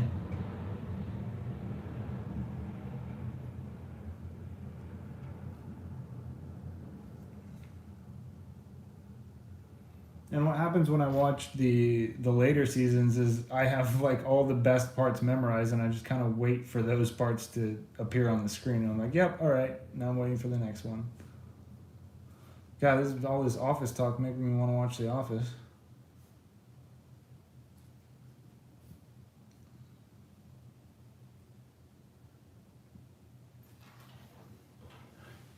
Yeah, Gravity Falls is great. Yeah, Gravity Falls is excellent because, yeah, there could have been more. There could have been way too much more, but that's a perfect example of something that got cut short at the right time. Something that should have been cut short at the right time was Adventure Time, but no, that's just gone down the rabbit hole of just being milked until it's gonna die. Unfortunately, and the creator of it kind of spoke to that, and that's why he is no longer associated with it. Pendleton Ward is his name. And Gravity Falls is amazing because it's so well thought out, and there's ciphers in every episode, and there was something for the fans to do, and it showed like a real, knowledge and respect for weird occult things that exist in our world but are often overlooked. It's a really good show. Gravity Falls is, I think it's one of the better shows in the last 10 years. I definitely don't watch newer animated things, but that was one of the good ones.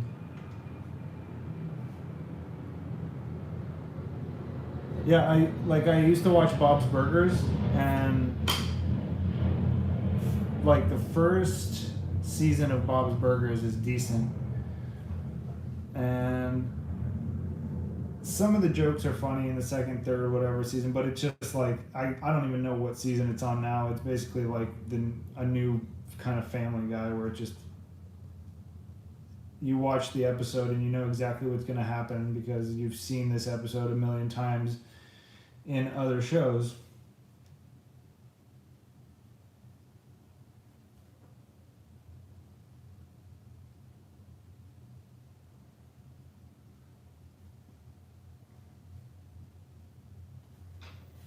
Midnight Gospel? No, that sounds cool. Oh, Regular Show. Regular Show is a perfect culmination of safe for kids, but also totally made for adults. Yeah, Regular Show is good. Unfortunately, I feel like regular show also could have pumped the brakes a little bit. It's one of those shows that I started off watching, and in the beginning it's really great. I think an easy way to know when a show is about to lose it is so this is the way I look at it. When a show first comes on the air, a cartoon, the first season or the first few episodes always concentrates on the characters and the world building aspects of it. And so, for example, with South Park, the first 4 seasons, all of the stuff that happens in South Park, in the show, is basically in the town with the characters just interacting with each other. When shows need to go mainstream, they switch to focusing on current events, because that's something that people can empathize with and relate to, and it's always changing and it's always new. So when you see a show start referencing things or just making any kind of reference jokes, that's when it's run out of steam. Yeah, J.G. Quintel is cool. I like regular show. There's a disconnect with me for Midnight Gospel because I can only see it as a podcast, someone later animated. Yeah, Close Enough is purely for adults. Yeah, I'll have to check those out.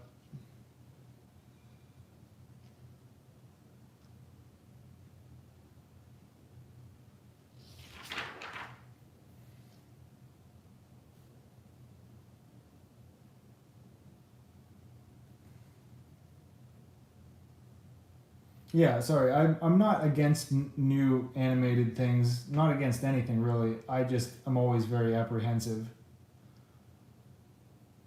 I've just become very jaded and cynical when it comes to new media.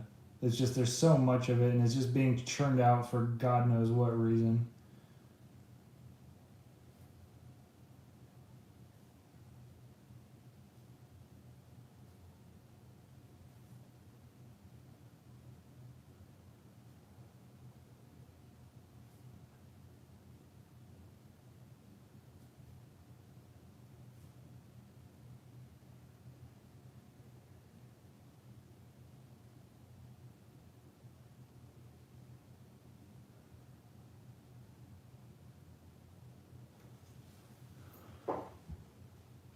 Do you guys like Rick and Morty? I liked Rick and Morty for the first season. I had to watch it. The reason is money. I had to watch it 2 times, but I know what you mean. It's not traditional mostly. I like Rick and Morty mostly, but I also kind of hate Rick and Morty fans. Yeah, exactly. The fans are kind of what turned me away from it. I remember Disney pressured the Gravity Falls creator to make more seasons, but he refused. That's what kept it great. Yeah, exactly. And they're probably like, oh yeah, you're not gonna make more? You'll never work in this town again.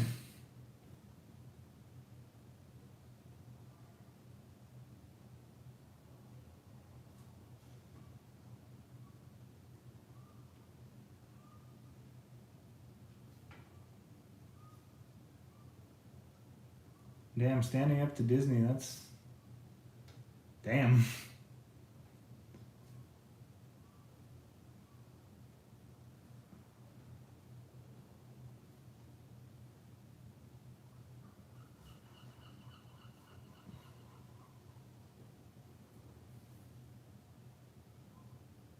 That's cool that he's working on another show.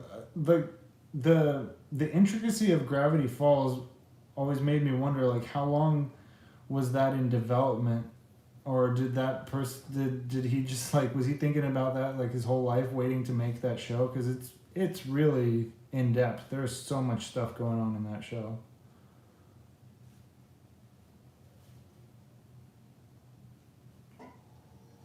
And for people to get those ciphers so quickly when that show was coming out, like, you know that the people watching that show were just straight up adults. Like, there's no way a child could catch those ciphers.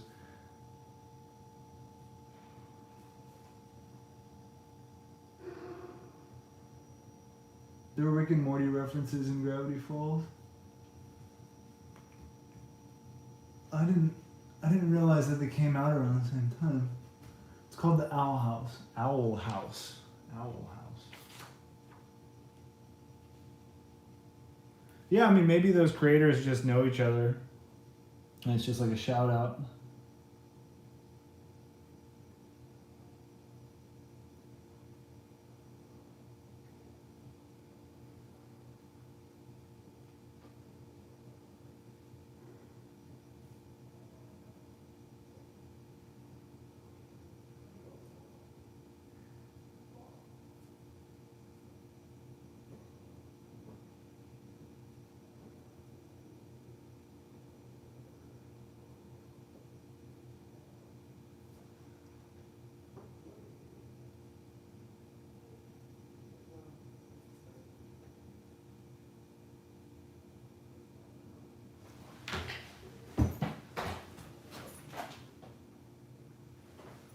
One second, I got some people outside. I'm gonna give them some stickers real quick.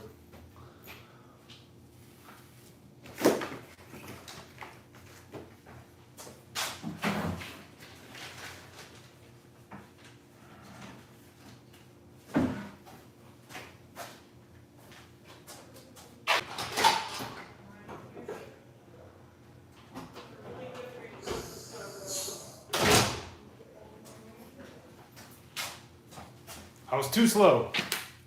Couldn't even give anyone some stickers. I heard them mumbling outside of my studio, but I was too slow. Oh, okay. Well, that makes sense. If they're best friends. There's probably a lot of references or a lot of shout outs to each other in each show. Oh, isn't the like the teleporter thing that Blendin Blandin uses, isn't that like the same one that's in what's it called? Rick and Morty?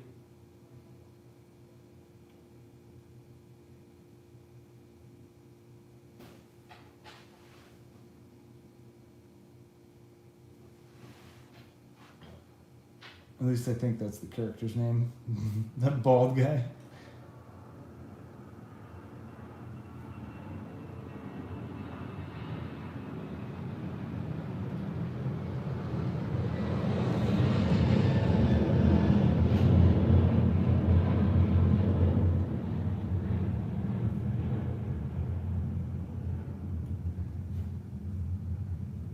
There's a really great H3H3 video of Justin Roiland looking at cringy Rick and Morty memes. I think it's like, yeah, you create something and then it's not up to you who looks at it or who likes it. So yeah, it's always the kind of unpredictable part about creating something, making some art, is you can't, as much as people would like to choose who views their work or who likes their work, you can't. It's not up to you.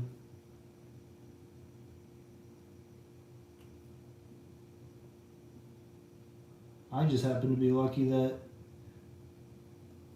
it's y'all, and I love y'alls.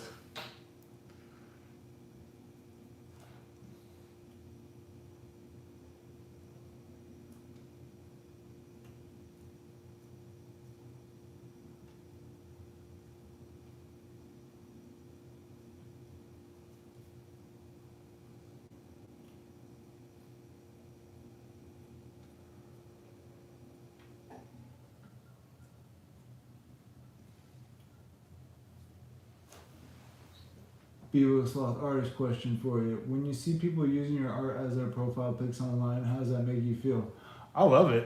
I think it's great because, I mean, I know that it's kind of the same feeling I get as when I see somebody with a tattoo of my work that they didn't, ask to get, which is most of the time I see my work tattooed. Yeah, I mean, I feel pretty good about it because if somebody likes it enough to use it as their profile picture, as an image, an avatar that represents them, that to me that's a hell of a compliment. I mean, obviously I don't get anything from it except for the feeling of, oh cool, they used my thing, they must like it. But yeah, that's, I mean, there's no other really real way to feel about it.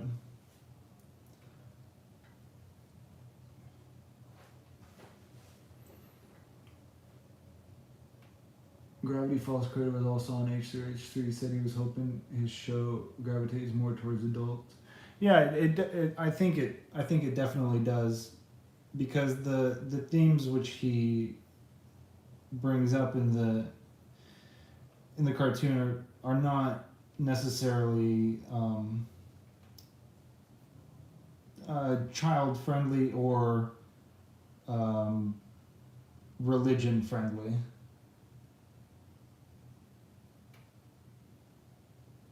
And by religion friendly, it doesn't necessarily comply with, like, you know, it's not a Christian show.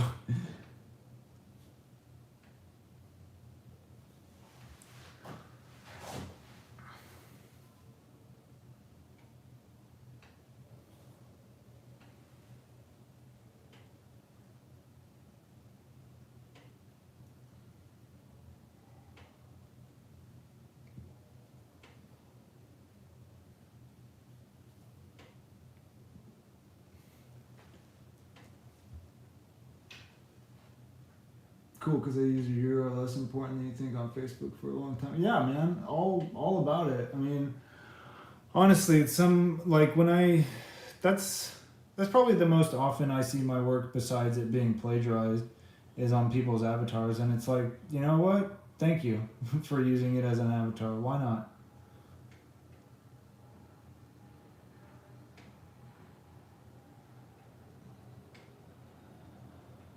At the end of the day, that's kind of what I'm trying to do with my work anyway, is just connect with people and then spread a message of positivity, also curiosity, generosity.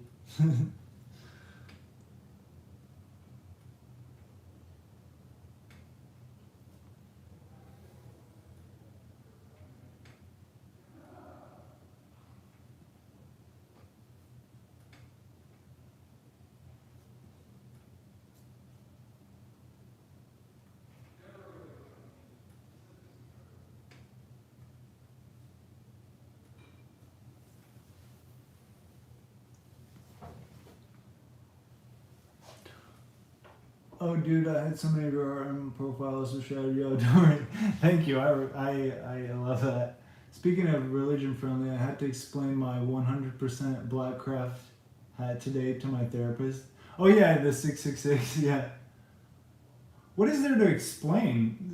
666 is the number of the beast. You have it on a hat because you think it's cool. And it's in the shape of the emoji. What's there to explain? It's pretty self-explanatory.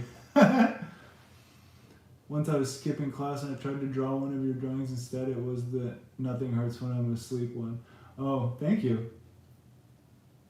So that was fun, but she was cool about it.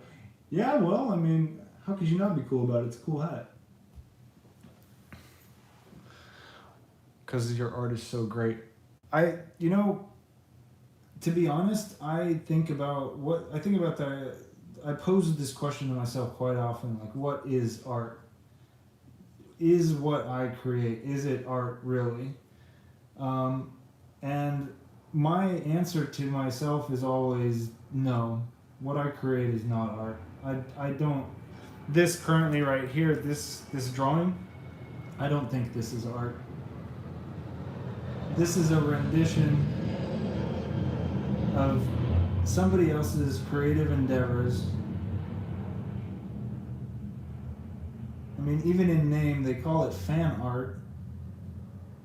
But to me, I just see an illustration of the Knight Lautrec of Carim. It's nothing like it. This wasn't created because of a feeling. This wasn't created to share any messages or kind of to inform or educate or, to even it was only created just right here, right now, to entertain the 10 people watching. So, is it entertainment? Yes. Is it art? Debatable. And again, everybody's going to be their own harshest critic. So, to me, yes. To me, maybe it's not art. But to other people, maybe it is, you know? And that's, I guess, wherein lies the difficulty of creating art, is that, you know, it's up for debate if it's art or not. Who knows? Either everything is art or nothing is art. I think about stupid existential things far too often, probably just like most people.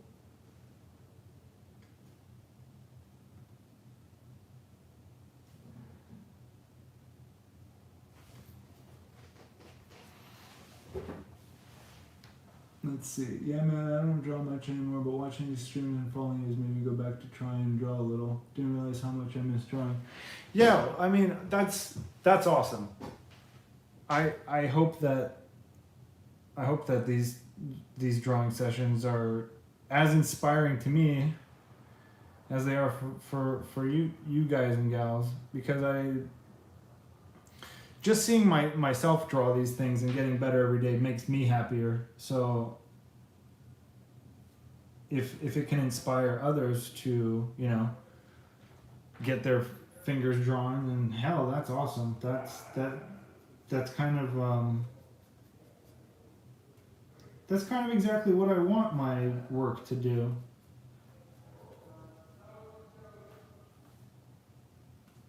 I just want it to inspire people to go out and do things for themselves, yeah. Or just, you know, because at the end of the day, practice makes better. If you want to draw stuff, just practice makes better. Let's see, but why is it not art? Have I played Sekiro? Yeah, what up, Spencer Iverson? I played Sekiro and I sucked ass at it, so I shelved that thing until I'm about 40, until hopefully my career will, you know, have taken off by then, and I'll be making a little bit of money, so I'll have some free time to get good at Sekiro.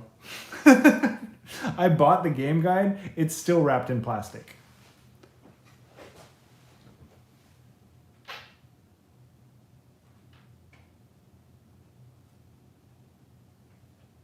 But why is it not art? I guess good question.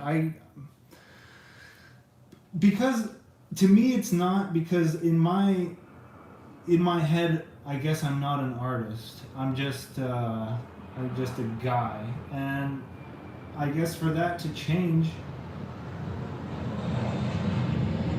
I think somebody would have to not somebody, but I don't know. I really don't know what would change that. What would change my mindset about believing if I was an artist or not. I think that's maybe just a purely psychological hang-up I have. I'm not sure. But yeah, I mean, I don't know. I don't know. I guess I'm just kind of hard on myself sometimes.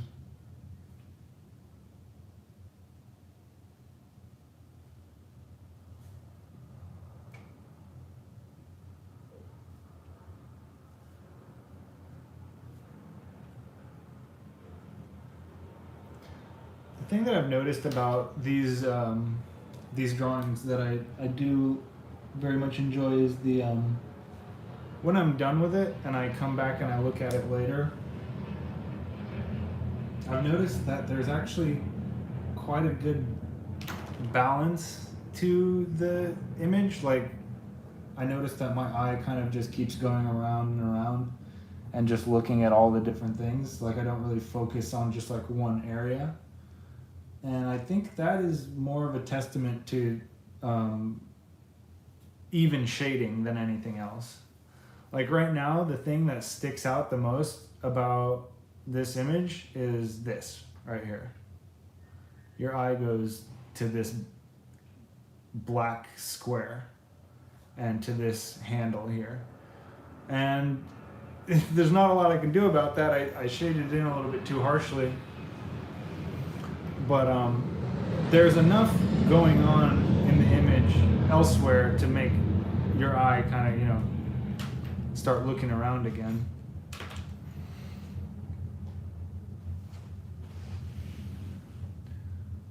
Have I played Sekiro? I think we're all guilty of being too hard on ourselves. Yes, it's true. Haha, I still think it's harder than all of the Souls games, but it might be my second favorite behind DS1. Yeah, it's definitely harder than all the Souls games for sure. It's like, I feel like it's similar to Bloodborne, and I only got the hang of Bloodborne probably on like the third time I tried to play it. Be soft then, world is hard enough. Be hard on girls. Don't be hard on anyone. Yeah, much less yourself. You're really killing it with the shading on those brush pens. Thank you. Yeah, with the brush pens, like I've said before, the amount of texture that you get just from the brush itself interacting with the paper is fantastic. When you're trying to draw something and add detail with something like a pencil or a micron pen like this, where the surface area is, I don't know, like when the surface area is just a point and you have to add detail to something this big when this is what you're working with, it's just like the difference of, okay, so I did a dot with a micron or I did a dot with one of these. Which one by default has more detail? The brush pen, of course. And yes, it's messier, but once you can control or whatever how you want to use it, then you get, you know, this. And it might look like, you know, decent as a whole, but when I zoom in and I show you the different parts of it, it just looks atrocious. Like this in here is atrocious. This in here is not good. But as a whole, it works.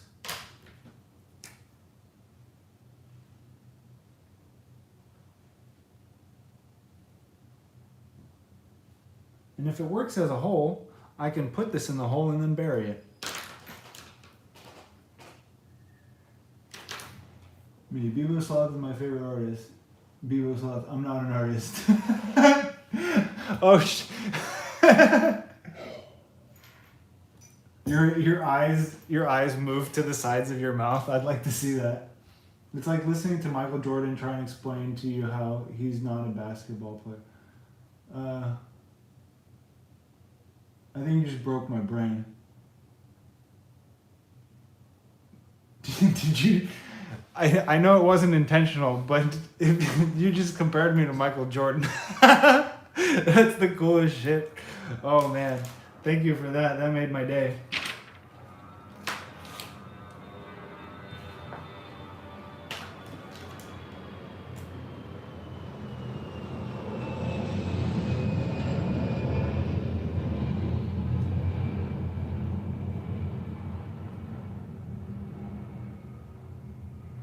I think it's just I think the being hard on ourselves is, it's very easy with the aid of social media. For example, if I go into the gram and I'm swooping around and I see and you know, some of my favorite artists, you know, a new post or something, and it's easy for my brain to say, okay, look, this is what the real artists are doing right here, you know, this is what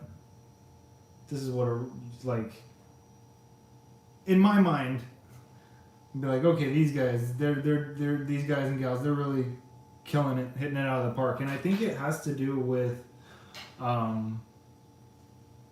probably like just recognition either on a platform or in general, which these days is not super easy to come by. But yeah, I think it's just all, my brain has just been broken by social media a little bit.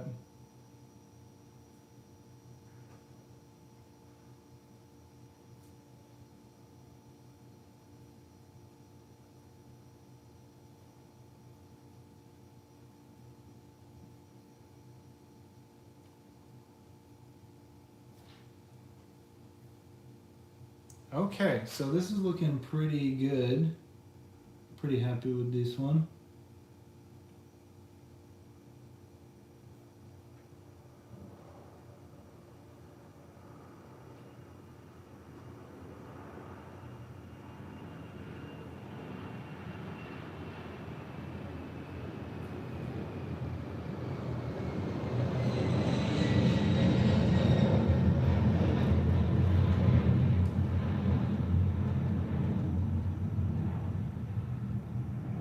I mean, it was the first analogy that came to mind. I don't have much of a filter.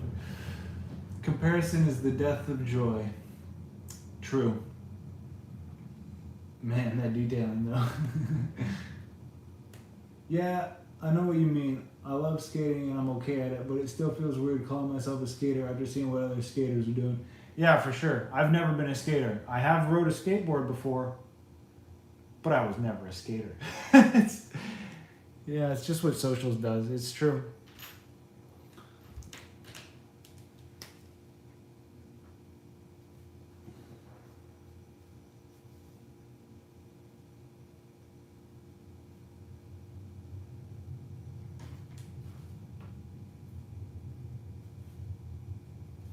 I can't imagine him not, like, these blades not being covered in just like marks, because I think that the purpose of these, I think they're less attack weapons, they're more defensive weapon, kind of like a sai. They're probably for disarming your opponent and then catching him off balance, rather than any offensive things. You probably wait for your opponent to strike, use one of these to pull the weapon away, use the other one to pull his leg out from under him or something. So yeah, I can't imagine them not being covered in scratches.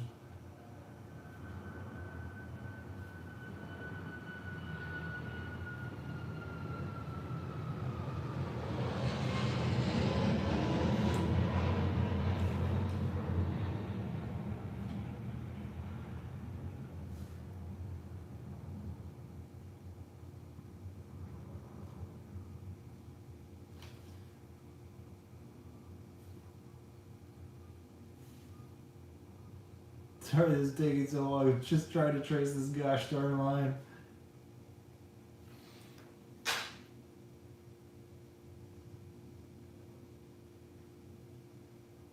Okay, now I just have to give it one final look over, so.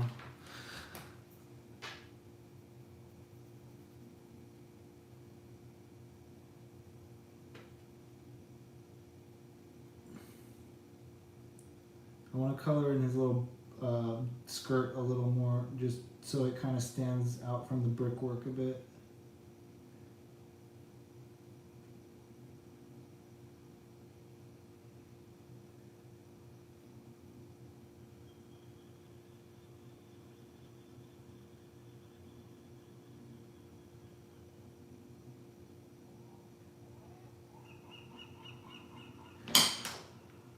I've also noticed this kind of weird thing where the more I draw, I'll be shading something in, like for example right now, I was shading these rivets and my brain just told me, oh, you know what you should do is you should add a little bit of darkness above the rivet, because the leather would be kind of, like when the rivet goes into the leather around the rivet kind of bubbles up a little bit, and there would be a natural shadow created above it. And before, whenever I drew rivets on stuff, I would just shade under it. But my brain being like, oh, this is leather, there would be a shadow above it. So something in the database of my brain looked at this and said, hey, just do that, you know, without even having a reference there to look at it. And so that this is what I'm talking about. Like the more you draw with references, or the more you just look at the world in general and draw, your brain will just tell you to do things and you should just listen to it. Like it sounded weird. I was like, my brain said, okay, just shade in on top of the rivet a little bit. And I did it, and then it looked right. I was like, wow. So that's interesting.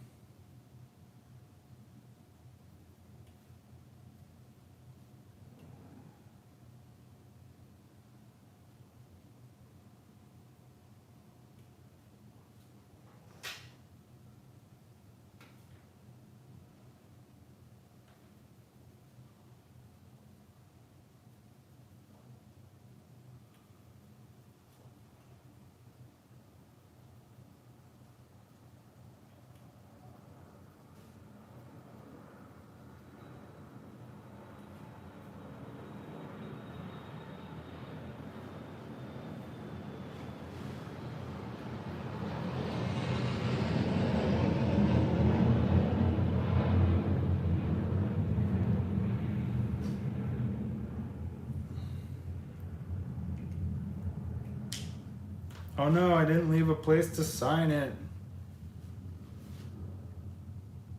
Whoops.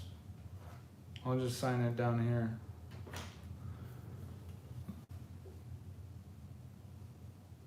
Speaking of the neighborhood, the singer deleted his Instagram because he said he was comparing himself too much. Even though he sold so many records, he said he feels he's not successful. I genuinely think social media will someday be looked at the same way we view cigarettes now. It's bad for our mental health and society as a whole. Gotta throw one away, grab a hammer, and reestablish the Soviet Union. Add paradise to the list. That is a great insight into the artist's brain. Yeah, true. Yo, hey, Ayub, what's up? Yeah, a little late to the party. It's over. But today was number 68. Hey, guess what? 69's coming up. Ooh. Apparently that number has a special meaning for some people.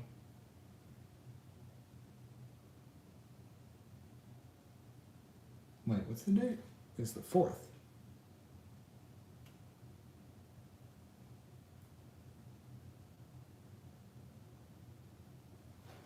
Okay, doke. Done and done. Well, everybody hit that notification bell so that I'd like to do some more Bloodborne or the next From Soft Friday though. Yeah, you damn right. We're definitely going to be doing Bloodborne. so yeah, hit that notification bell. I think that might help with visibility, seeing when things are coming on. And thank you for tuning in. Check out my socks today. Cool, huh? Anyway, thank you for tuning in. I will see you laters.